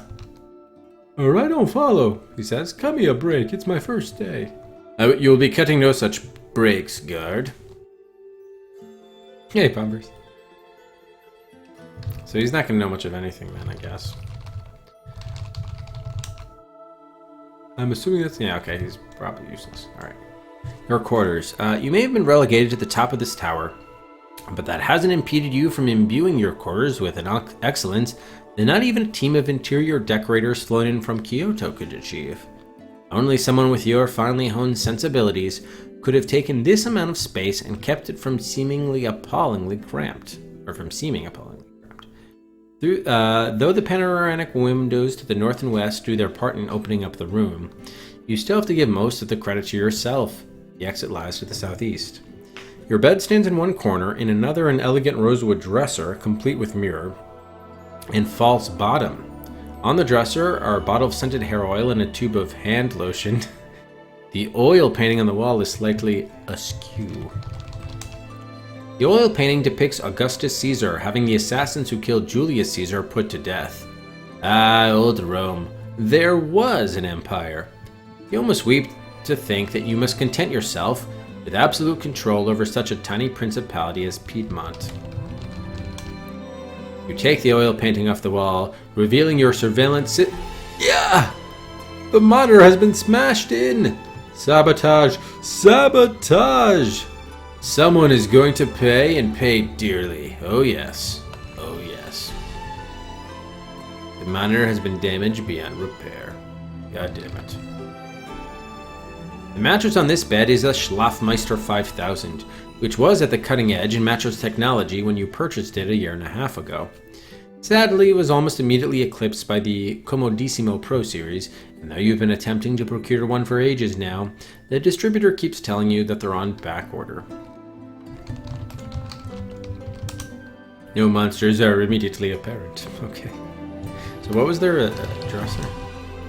When you managed to purloin the latest import statement from the coffer minister's quarters and found this dresser, originally a gift by the Sun Court to the ambassador, listed among the items therein, you really had no choice but to waylay it. It would have gone to waste moldering away at the ambassador's Piedmont residence. You were simply doing your part to avert a certain tragedy. The dresser has 5 drawers and is crowned by a large mirror, which has the false bottom, right? A triumph of the glazier's art, this mirror has been subjected to the same battery of tests as those used in the Moore's infernal telescopes. Move the mirror. It's fixed in place. Take mirror. Firmly attached to the dresser. You are the very model of a modern palace minister. Mustaches, flawless. Hairline, receding more slowly than last month. You're certain of it. Okay. So there was like hair oil? This is a splendid scented hair oil containing essences of almond and apricot. Take hair oil. Taken. Can we spray the hair oil? So probably. I can't. Apply hair oil?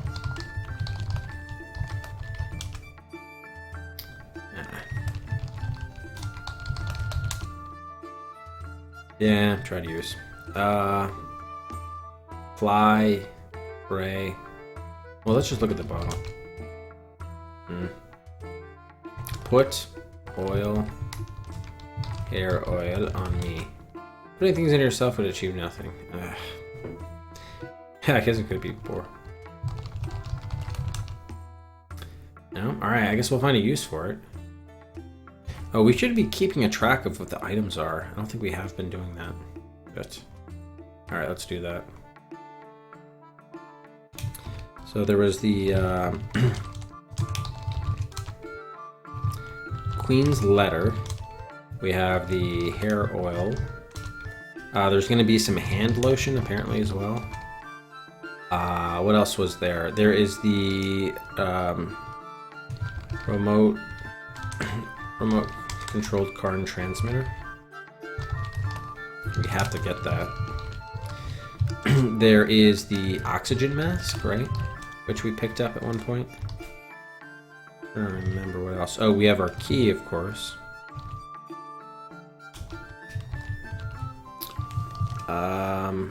That had all of our notes on it. There's pizza. I don't think we got anything else. Alright, let's take the lotion. I guess our clothes, technically. Exquisite hand lotion with aloe and peach extract. Bacon. Rabbit lotion on me. Rub the tube of hand lotion. Open tube. You've just had a manicure, so you needn't worry about ministering to your hands again for several hours. Open the bottle. Your hair is already adequately oiled for the day. At several hundred francs per bottle, you can scarcely afford to waste it. Alright, so we have oil and we have hand lotion. We can moisturize some things. Alright, let's open up the dresser. Open drawer 1. You open the top drawer, revealing some clothing. Okay, so Coffer's Minister comes in, so he's at 2 o'clock. Do I have that? That's when he offers, that's when he says hi? Oh, no I don't. Okay, so that's also when Prince Charles enters the royal quarters. What's his name, Rico? Rico teases alliance. Your blood churns to a rolling boil. Though that guard saw fit to Rico waltz right into your inner sanctum, eh? Once you are regent, he'll be the first to go to the guillotine. Francs. Well, it could predate that. It was like Holy Roman Empire days, more or less, wasn't it? Kind of. Oh, we have some clothing. Is some of your clothing neatly folded? Probably don't need it. It took you an hour and 10 minutes this morning to finish attiring yourself. Since you are scarcely about to choose this moment to undo all that work, best to leave the clothing alone. Yeah, I'm pretty sure it is Italy, though. Piedmont. You open the second drawer, revealing more clothing? More clothing. Jeez. Which one is the false bottom? Old robe, okay. This is a threadbare old robe carelessly folded and stuffed into the drawer, which at the time was full of wet glue? You see, this robe is not to be worn. Its presence in the drawer is merely to hide the fact that the drawer has a false bottom. Remove false bottom. Now, open secret compartment. You open the secret compartment, revealing 10 500-franc bills and a dagger. Dun dun dun. You hide the dagger in the folds of your cloak. We got the money. Okay, so now we have money. This is great. Now we have the money that we're going to need to bribe a few people. Excellent. Take a look at our dagger. The dagger is so sharp that it makes a distinctive ringing sound when you move it through the air. You've had it fitted with a pewter handle so that it can pass for a letter opener should you ever be caught with it. This is a bill worth 500 Piedmont francs, roughly a day's pay for the moderately well-off. It is a rich purple in color and bears a portrait of Charles the Photogenic. Charles the Rich was the one who founded Piedmont's banking system and guided the state to the most economically prosperous period in its history. However, his portrait didn't mark its test well as well, so the currency designers went a different way. Yeah, how's it going, Lester? Alright, weren't we supposed to... Weren't there 10 of those?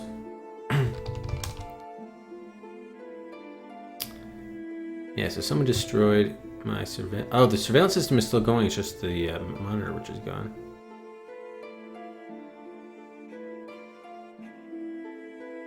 Okay, can we take the painting? Probably not.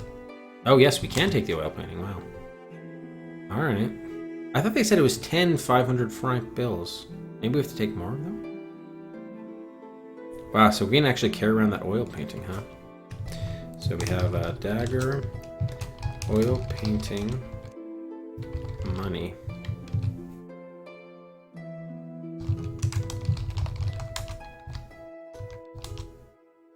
Oh, I have to take all the money. Damn it. Take 8 500-franc bills. Oh, God. That's exactly what I said. Take bills. Okay, there we go. Boom. Alright, I just need to have take bills. Okay, cool.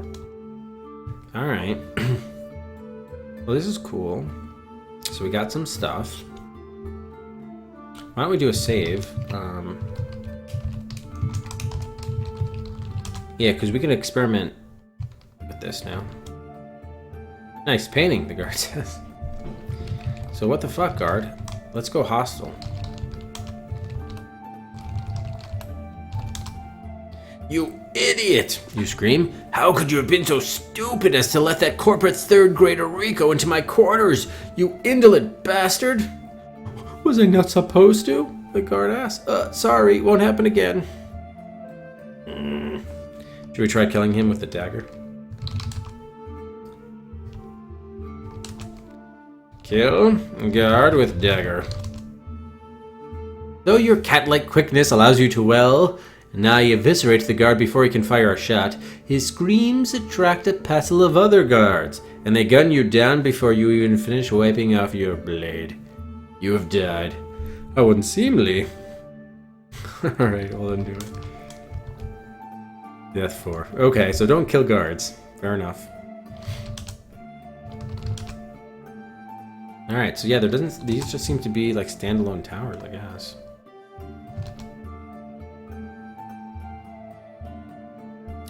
Look at this. Prince Charles comes tearing through the throne room, pausing only to kick the guard in the shins before disappearing into the royal corridors. Ain't nothing wrong with him. They had a good lay to with a belt wouldn't cure, the guard mutters. Especially now that I have a dagger. I'll kill that prince. Alright, let's see. We haven't been to the northeast tower top level. Yeah.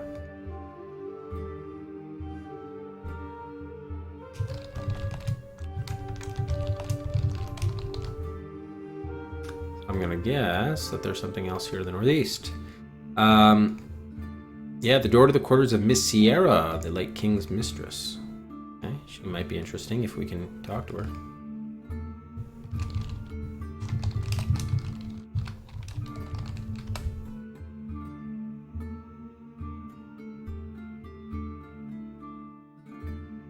The guard posted in front of Miss Sierra's room looks at you and sniggers. Well, hello there. Just popped up to touch on some affairs of state, Yes, indeed, that's what we have done. Actually, what guard number is this? 7504.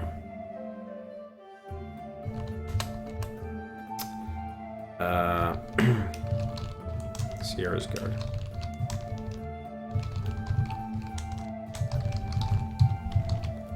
Yeah. Ask guard about Sierra.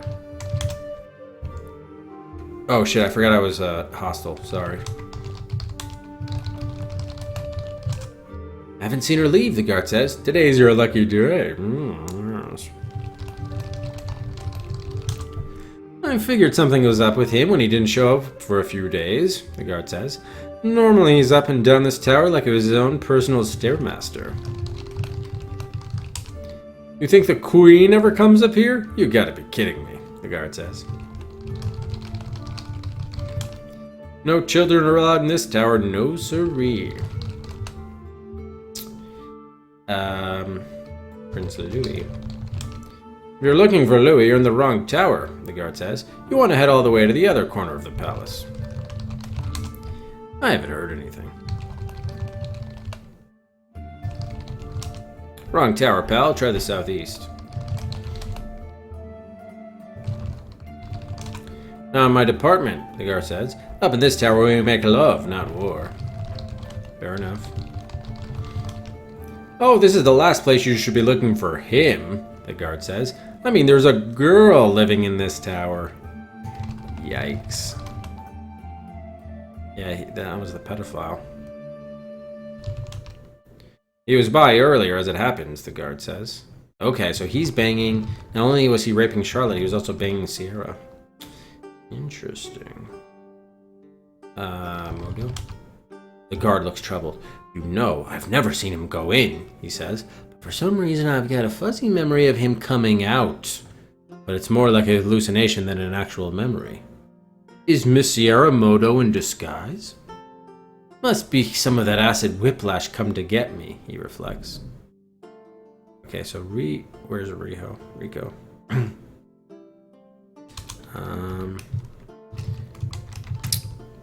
Raping Charlotte, banging Sierra.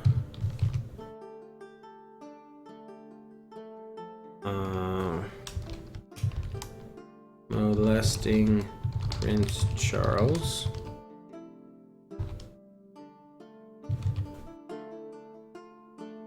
Okay. Right, scene potions. Scene leaving Sierra's, but not going in. Okay.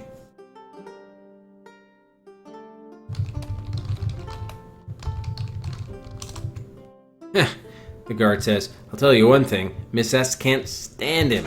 Man, don't they ever even get her started on China. Really? She doesn't like China, huh? Doesn't like China. How about you? I didn't know. Alright. I don't think we asked about... Oh, no we did. Okay, the cook, yes.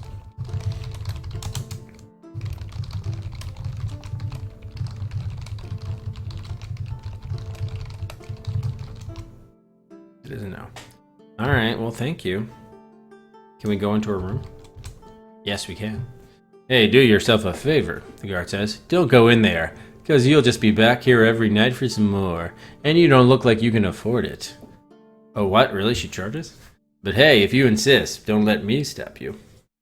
I'm gonna call this guy like, he's not exactly lewd, but he's sort of suggestive, we shall say. Where is my notes here? This guy. Okay. Leisure Suit Larry card. Though Miss Sierra's room is among the most luxurious in the palace, rumor has it that it is actually a step down in quality from the room in which she plied her trade, back when she was the star attraction at Piedmont's finest brothel. So she is a whore. A magnificent four-post canopy bed, industrial strength, no doubt, is the centerpiece of the room, but the armoire and other assorted pieces are also of the highest quality. The carpeting is beyond plush and into the realm of sumptuous, while the curtains over the north and east-facing windows are of unmatched quality. North and east-facing windows, okay. Quite exquisite.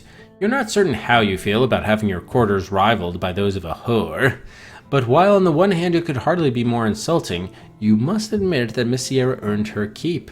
She offered the king certain services that even you could not provide. Well, you could have, but it would have been unseemly.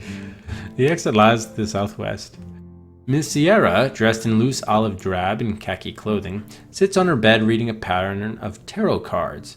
The moment you enter, she sweeps away the cards, hiding them from sight the way one might cover oneself if walked in upon during an intimate moment. In the same motion, she reaches beneath her pillow, produces a quite monstrous pistol, and points it at your head. You can almost feel the little red laser dot between your eyes. Firearms are not permitted inside the palace, you point out. Oh, shut up, Miss Sierra says. She brushes her raven black hair out of her face and glares at you, eyes blazing with emerald fury. Don't think I don't know what's going on out there. Now that the king's dead, things are liable to get really unstable really fast. I'm not feeling all that stable myself, so this had better be good. What do you want? Okay, definitely a good idea to save.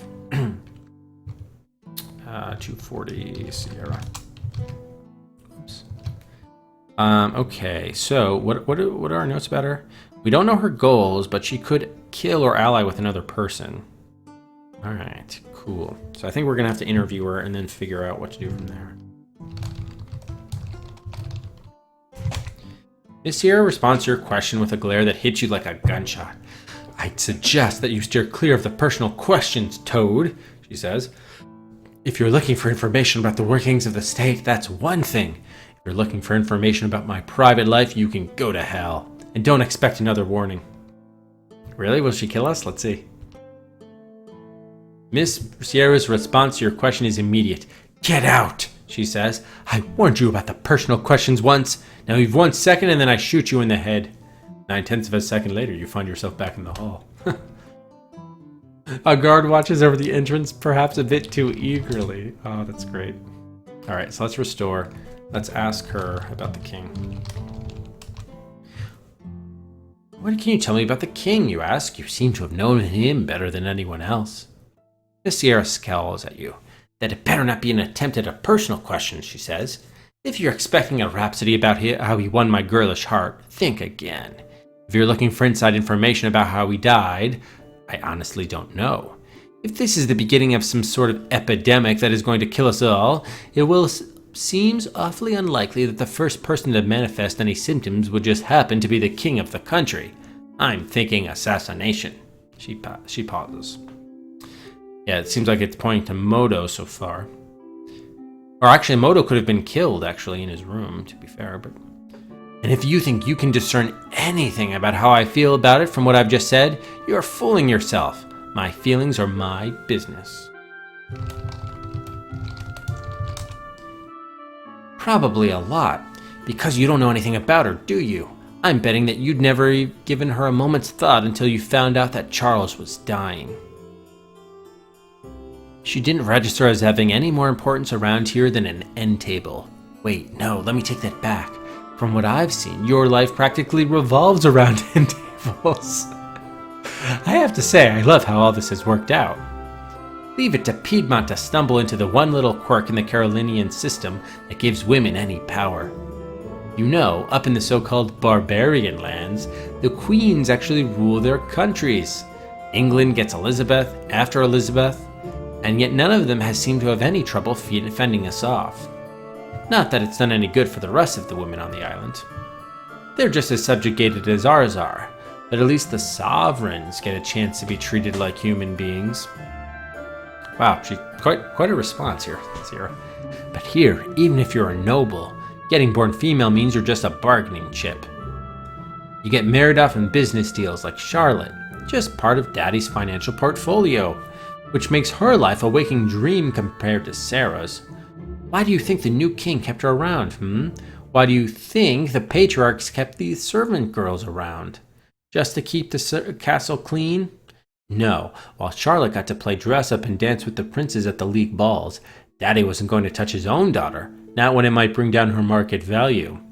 Sarah got to stay at home, cleaning out the fireplace, waiting for a fairy godmother who never bothered to show up, and then taking it up the ass whenever the king decided that fucking his stepdaughter would really hit the spot. So, first thing, is Sarah really Cinderella? Because remember there was a reference before when she tried to get Charlotte to wear the glass slipper or something like that, and she's like, oh, I don't wear shoes, so it's not going to work. And then, because Sarah's the queen, so he wasn't banging his daughter, but Charlotte isn't his daughter, right? Isn't she the stepsister of the queen? What? Wait a minute. Well, I should have written down the relationship of Princess Charlotte. I thought Charlotte was the sister of Sarah, or the stepsister of Sarah. So she's... What? Oh, no. Oh, Sarah took it up the ass. Got it. Okay, so... Wait, but that's not his stepdaughter. I don't get it. All right, something's weird here with the way they wrote this. How scandalous. Not that I really have a ton of sympathy, she reflects. 3/4 of the girls on the continent have gone through the same thing. The ones I respect are the ones that do something about it.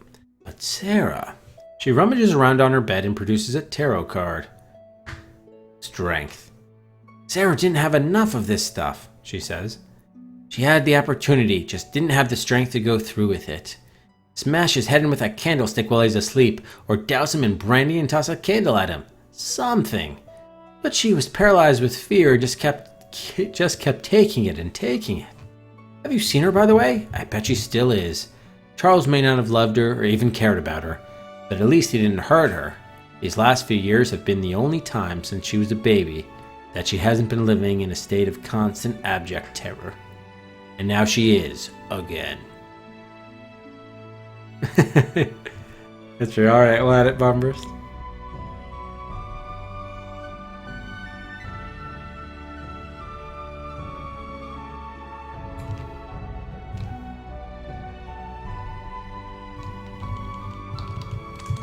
It's true, they say.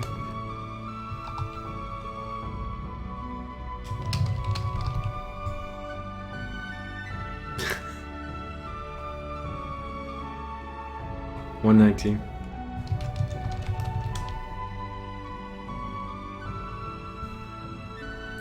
Actually, probably should put a period there.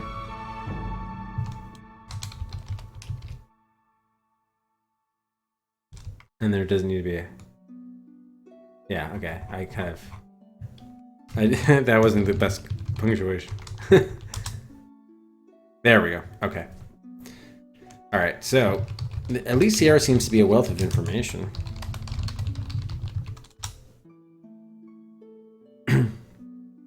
Any idea what's responsible for his reprehensible behavior? Lao Pei? What do you think, Varicella? Monsieur asked. You know as well as I do that when a kid goes bad the way he does, something in his life is extremely fucked up. I know it wasn't...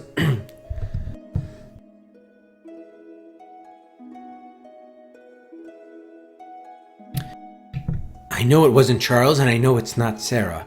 Maybe Louis is doing something to the kid, I don't know. Actually, it's Bonne Flesh, remember? He's molesting him.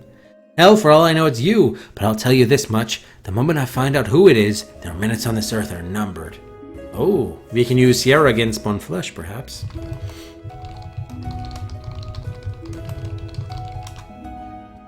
I have nothing in particular to say about this subject, damn. So maybe I need to learn about it in the same save to be able to tell her. Okay, fair enough. Alright, Prince Louis. Nothing I haven't already told you. No. So I just have to say Louis, I can't say Prince. You might not think Louis is much of a factor in the quest for the Regency, and you'd be right. As a brother, he can inherit the throne under Carolinian law, and I highly doubt he has any interest in running things while waiting for the brat to sprout pubes. But think about this. If the king had been born female, horror of horrors, then Louis would have been the firstborn son, and would have been king of Piedmont. Louis. Yeah, we've sure got a top-notch political system in place. Point and clicks. Spoiled beyond belief, she had the audacity to go mad. After the life she's led, she's had things better than practically every female on this continent, and that's after watching her husband-to-be get gunned down at their wedding. Yeah, what about me? Frankly, Varicella, as Sierra says, I really don't see it happening. Oh, what do you think of my chances? So you've no doubt discerned that I intend to secure the Regency for myself. What do you think of my chances? You'd have to have planned everything out long in advance and know everyone involved well enough to be able to predict what they might do. If that's all true, then I suppose I've underestimated you, but I really don't think I have. Alright, so we gotta restore... Well, I guess I have a few more moves. Something useful will cost you 500 francs. Okay.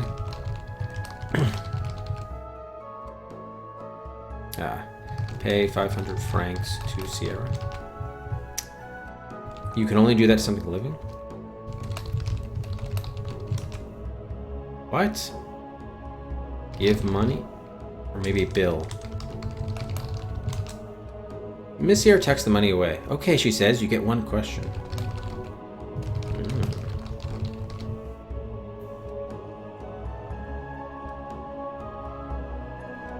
How adult is... yeah, this game doesn't qualify. I mean, it's got some, like, some mature content, we'll say, but it's not like... For instance, Drive-In, you may remember we did on Smashcast. And that was because, like, we were legitimately having to, like, perform all sorts of sexual acts in the back of a car. So that was definitely Smashcast. Soft Porn Adventure was also a Smashcast. I mean, based on the name alone, I wasn't about to stream that on Twitch. And I think there are a few others which also include, like, you actually have to engage in sexual activity, like, in the game, even though even though there are no graphics, but it's still kind of lewd. All right, useful, as in something to give you an advantage over him, one that could outweigh his advantage of a few thousand troops and tanks. Okay, Here's one. You're here, he's not. At least for 10 minutes. Which isn't to say that you should spend your time setting up a trap. It's probably too late for that anyway. He's actually set up a trap on us.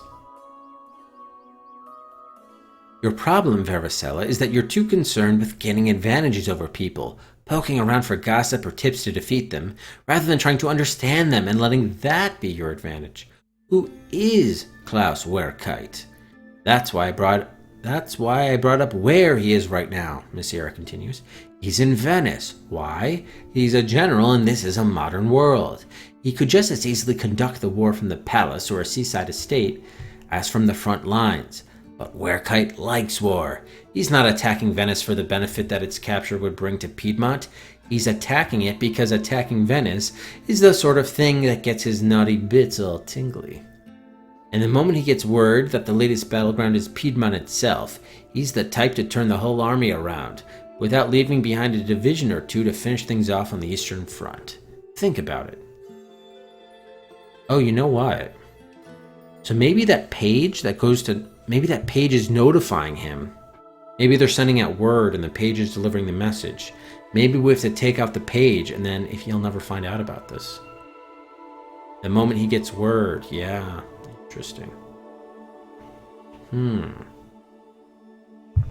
That's kind of interesting. So it's at 1:15. So maybe we should try preventing page from contacting Werkite. At the very least, we should follow the page and see where it goes.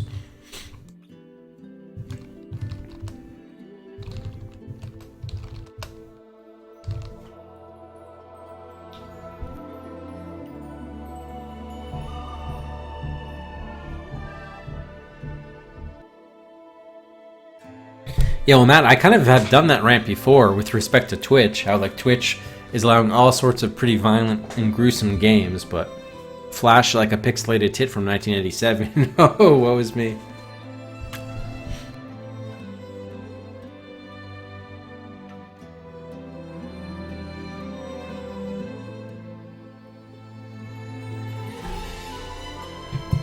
Yeah, exactly, Servo, exactly.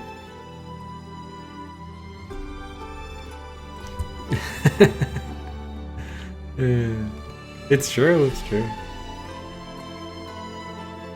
Oh, you want to add a quote? Alright. Pure time. Hey, give me Rex.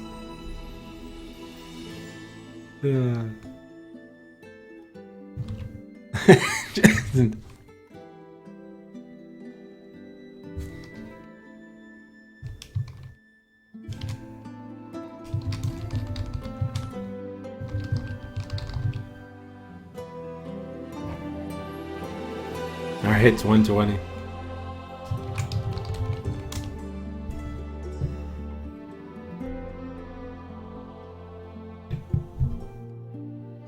Alright, yeah, let's ask about Rika. We're probably gonna have to pay her for all the information. Oh no. Frankly, I'd suggest throwing in with him, Miss Sierra says. I wonder if he's named Sierra because it's supposed to be a reference to Sierra. He's manipulable enough that you could easily establish yourself as a sort of regent for him. He's not much older than Sarah's brat anyway. Oh, is he very young? Interesting. What about Modo? Miss Sierra shudders. This may be prejudice talking, but what I know of him does nothing to dispel my feelings. I would never, ever let him near me. Yeah, so he seems like the most formidable enemy in some ways. People seem to be under the impression that just because Avignon's a company town, that Provence is somehow qualitatively different than any other state. It's not. I mean, hell, we all import chocolate from Belgium. Does that mean Brussels gets to install spies in every palace in the league? Of course not. Well, religion's just another export. It's just like chocolate, in fact. It's comfort food. Maybe if we paid for all their books of sugary lies, they'd leave us alone. Immaculate conception. How about the ambassador? Pulici? I can tell you that he went to China and didn't sink it beneath the sea. Thus, he deserves to die. Oh, right, she hates China.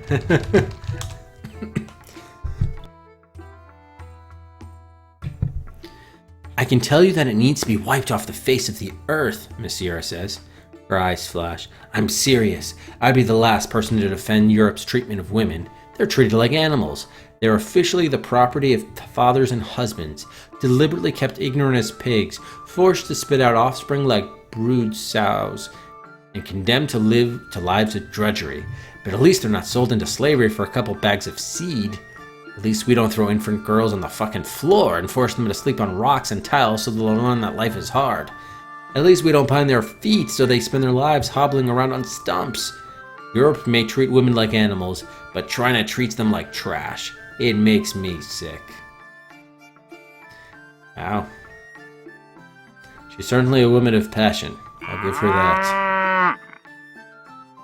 The baby photos. Alright, I think we asked about everybody, huh? I think we did. Maybe the guards, actually.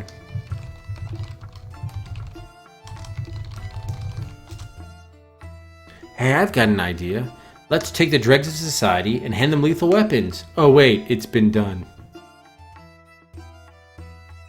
Alright, so we're about to die. Let's go back to over here. Just we have a couple more questions we can ask her.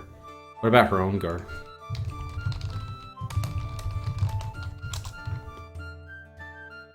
He seems to be under the impression that your room is a peep show booth. I doubt he's ever seen a woman in any other context, Miss Sierra says. Wow.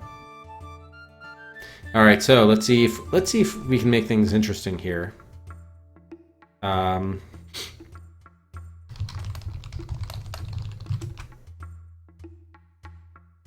So if you get one question, can we ask her something about someone else?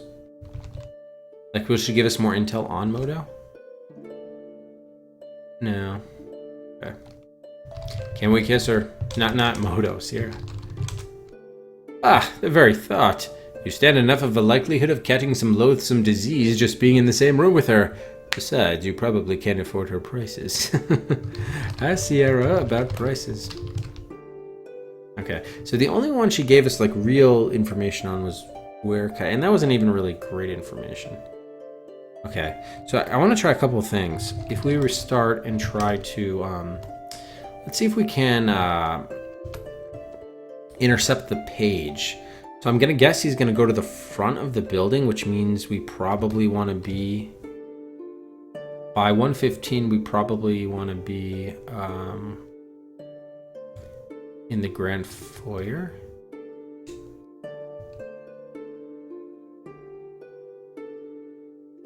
They keep on saying how they go to the stairwell, but let's just see if the page comes by. 10 after 1. Quarter after 1. Oh. What? Me see something! Guard 0249 cries. Army is coming! Which army? The army of soldiers or the army of pink monkeys? Monkeys? Okay, I don't want to have to go over this again. The monkeys aren't real. Got it? A single tear trickles down Guard 0249's cheek. That's awesome.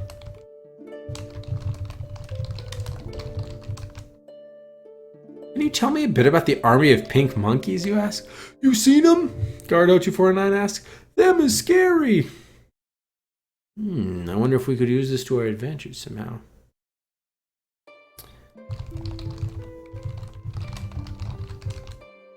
You're scared? Okay, I can't talk to him.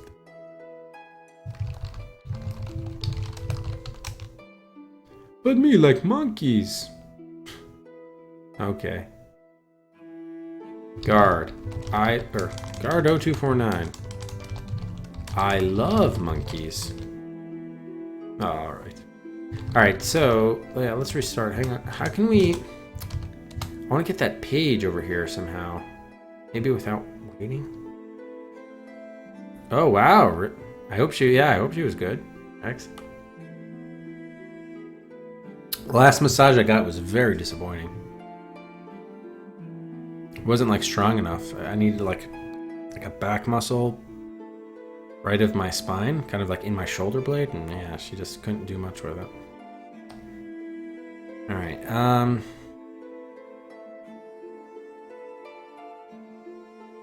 We have to figure out how do we prevent. Maybe we have to go to a stairwell. I'm not sure. How do we figure out some like page coming here? What are you talking about, Biz?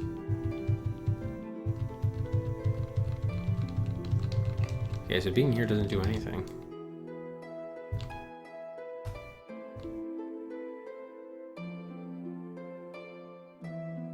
Maybe. Oh, wait a minute. Maybe they went out the other way in the northern gardens. If the grand foyer is to keep the outside world in, maybe we have to go to where the only place you go out.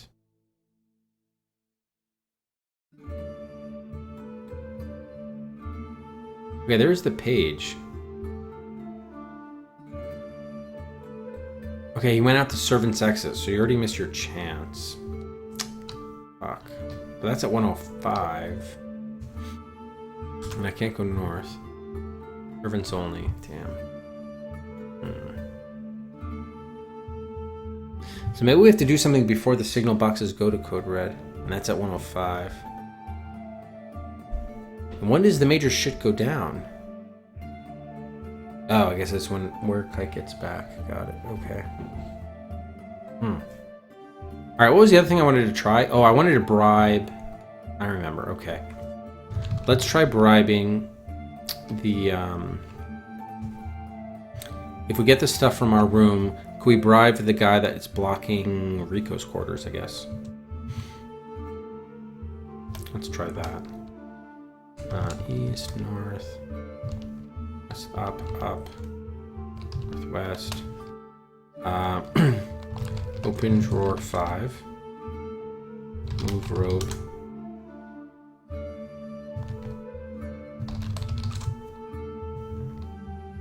Glued down quite firmly. Okay, open empty or open secret compartment. Take bills. Take dagger. Okay.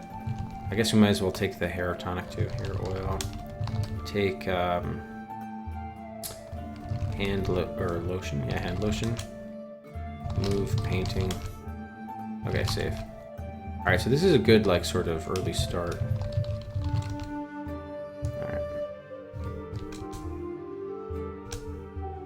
So from here, whoops.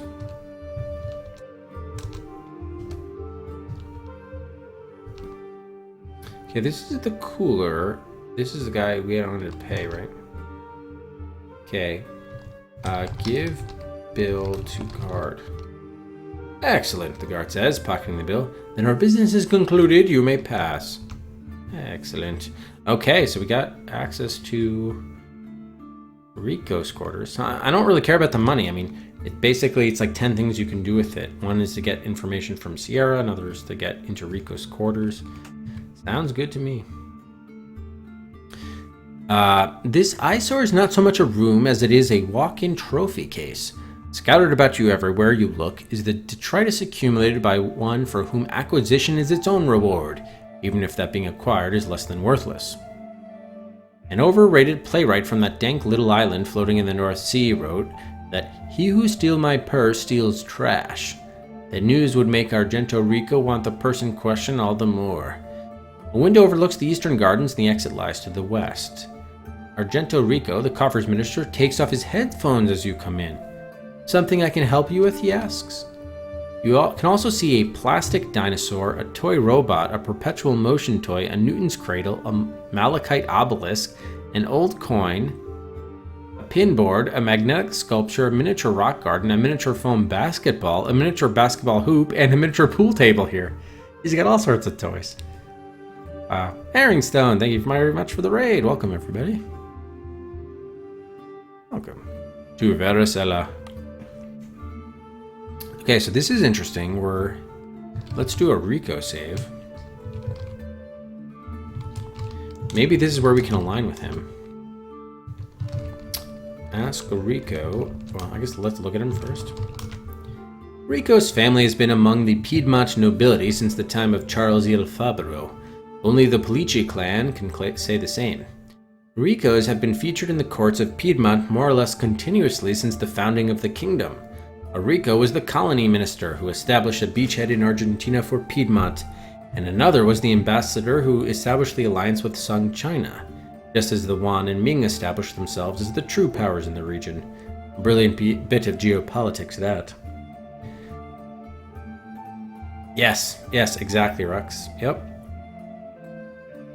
The latest Rico to emerge onto the scene is little more than a child. A greasy adolescent with a boundless fortune, but not a... Oh, that's right, that's why he's got that stuff. I forgot he was a teenager. But not a wit of taste or refinement.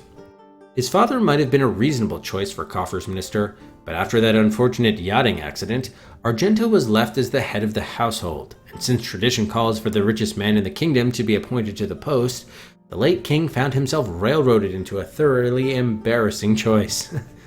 When the young minister parades through the palace corridors in his waist-length open jerkin with clashing hose and pathologically overcompensating codpiece, you're not the only one unable to suppress a wince.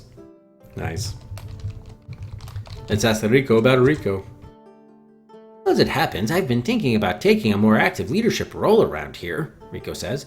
This outfit needs a dynamic, forward-thinking motivator to lead us into the future. I think that man could be me. Not bloody likely. Yeah, he doesn't seem to be in such good shape. I can't say I give her a lot of thought. Well, I haven't really been able to get through to the kid, but I'm sure we can become buddies over time. I admit he hasn't really been pulling his weight around here, but there's no denying that the guy has connections, and that means as much as merit in this dog-eat-dog world. And hey, who's to say that isn't the way it should be? Am I right? Why do they have to give Werekite such a hard to remember name or spell? Well, he's certainly a self-starter, that's for sure, Rico says. I have my doubts that he's able to work effectively within a team concept. Indeed. The guards? Well, they seem to do their jobs well enough. I'm not dead, right? Heh. Yeah, indeed. Well, dude, I just paid to get into your room.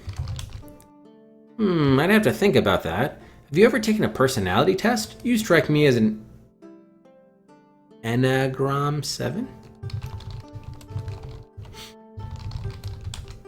Oh, Pierre?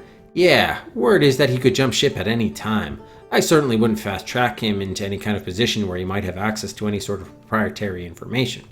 In fact, this whole organization could stand to trim some fat, and I'm thinking that downsizing the ecclesiastical faction might be a good place to start. Indeed, I agree.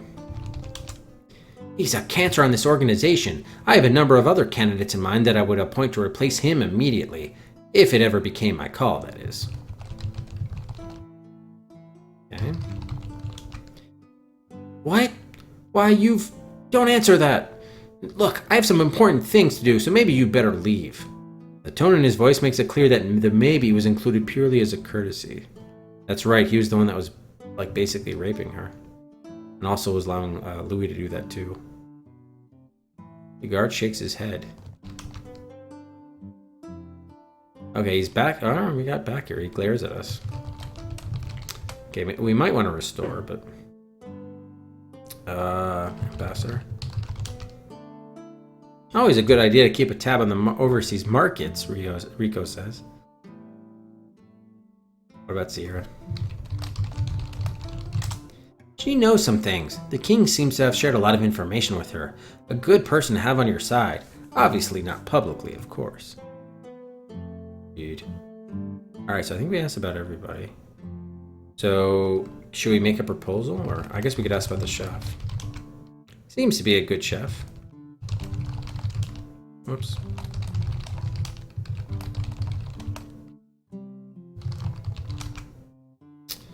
Alright. Alright, Rico, align with me. I don't really have time for this, Rico cautions.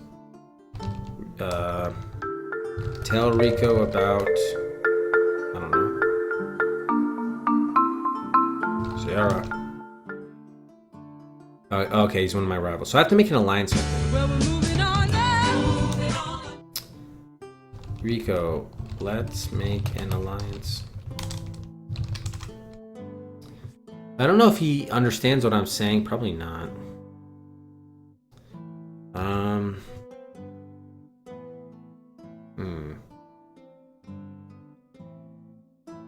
How do we propose an alliance?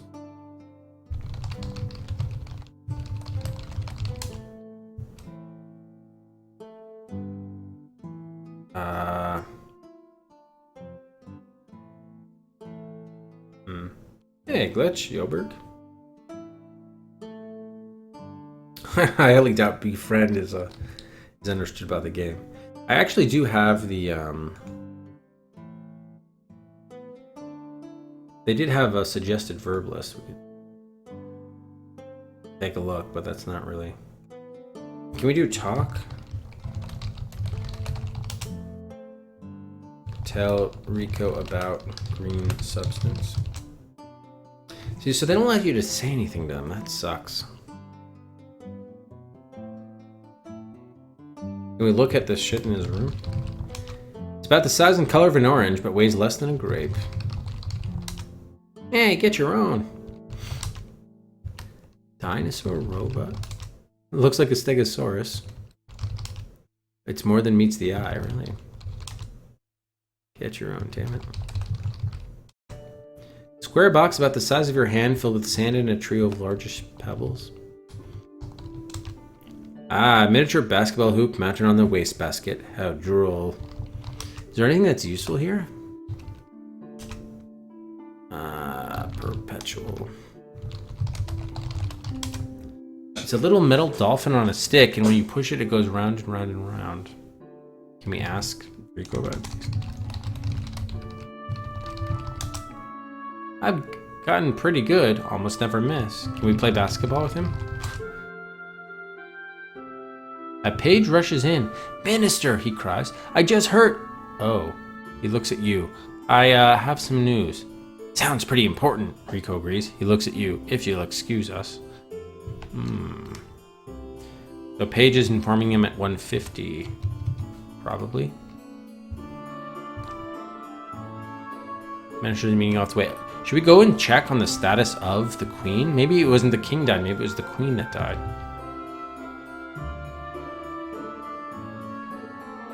No, okay, the queen's not dead.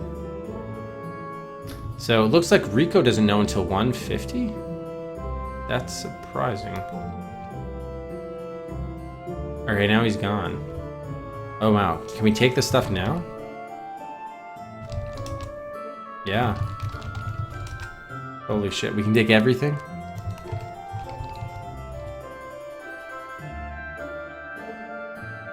No, I think we just... I don't think we annoyed him or moved the plot. I think it was just that at 150 the page talked to him. Sculpture made of a bunch of tiny metal rhombuses. Right now it looks like a cactus. Board full of sliding pins which can record impressions of things. Right now they bear the impression of the coffer minister's face. Oh. Oh. Yeah, those pins. Okay, I didn't know those things were called. I love those back in the day, though. You could make the impression of anything. Well, that's kind of neat. I wonder if that would help us from like a security system standpoint or something. Oh, I have too many unwieldy objects. Damn it. Okay, what's an obelisk? Tower about 6 inches tall made of swirled green stone. 1 franc piece from back when coins were made of valuable zinc rather than cheap plastic. Melted down and sold for scrap, this coin might be well be worth as much as 5 francs. Of course, 5 francs is a touch less than the amount it would take to buy a piece of candy.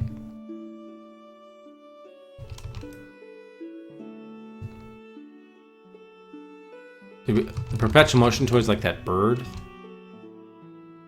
What? Oh. It's a little... Oh, it's a metal dolphin. Okay, right. Look at all that stuff. And the other stuff we couldn't take, I guess. Newton's cradle. Set of 5 silver balls, each suspended by a pair of wires. Oh yeah, the elective pendulum. Push cradle. You set the balls in motion. Click, clack, click, clack. Miniature pool table with balls the size of marbles and cue sticks the size of pencils. I can't play. Yeah. Alright, well that's interesting. So... Oh, so Rico teased the alliance at 2. So he probably only thought of doing that. 150 page informs Rico of news. I'm guessing that's the king's death. And that's why at 2 o'clock later he teases an alliance. Interesting. So the game is really fleshing out here.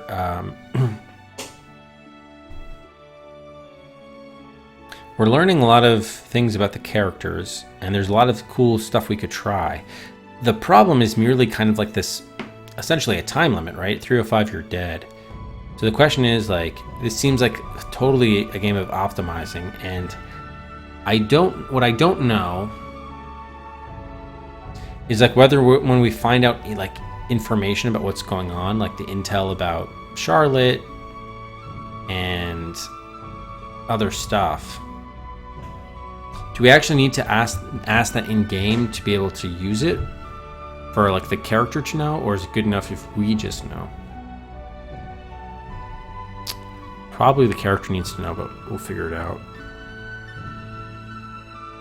It's kind of cool though. I already have a few ideas, but kind of starting to get tired, and obviously, well, yeah, it's 10:15, so yeah, I guess we'll stop there for tonight. We do have a buy though from Bigger for Worlds Apart. That moves ahead of Kuala Lumpur Journey to the Edge up to V58. Thank you, Bigger. So today's Thursday. Yeah, so there's probably not going to be a stream tomorrow, and then Saturday's stream will most likely start in the afternoon as opposed to the morning. So I'm thinking Telly Turtle might be kind of a longer ColecoVision game for 2nd Gen Journey, but we'll try to resume with Varicella. I guess it depends how long Telly Turtle takes, but we might end up just resuming this on Saturday night. I guess the way it's sort of shaping up. But we'll see. We'll see. But yeah, I'm really enjoying it. I know we haven't made like a ton of conventional progress, but I feel like this game is less puzzle solutions and more, learning, gaining information, and then sort of like, playing some Machiavellian chess here. So like already we've gotten past a couple guards. And I think the only quarters we haven't gotten into, actually... Well, Modus quarters we saw into. So the only ones we haven't gotten into are Bone Fleshes, I think. Pretty much, yeah. Tube, thanks very much for the host. But once again, I'm about to host somebody else. We just finished off for the night. Thank you, Cor. Yes, I'm really enjoying the game, though. Like, I'm just hoping that the execution of it is living up to like the setup, because the setup is really cool and neat.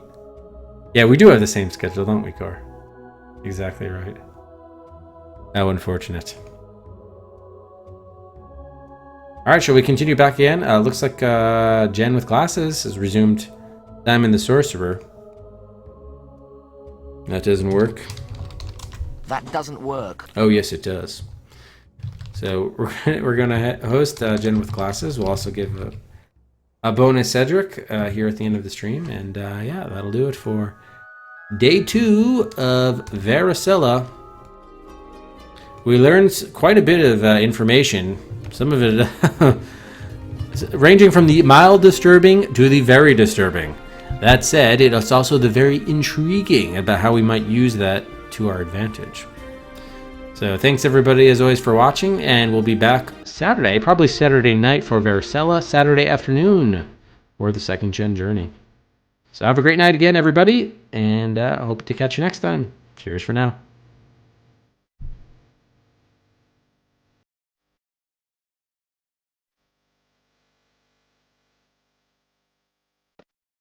Highlight the manacles.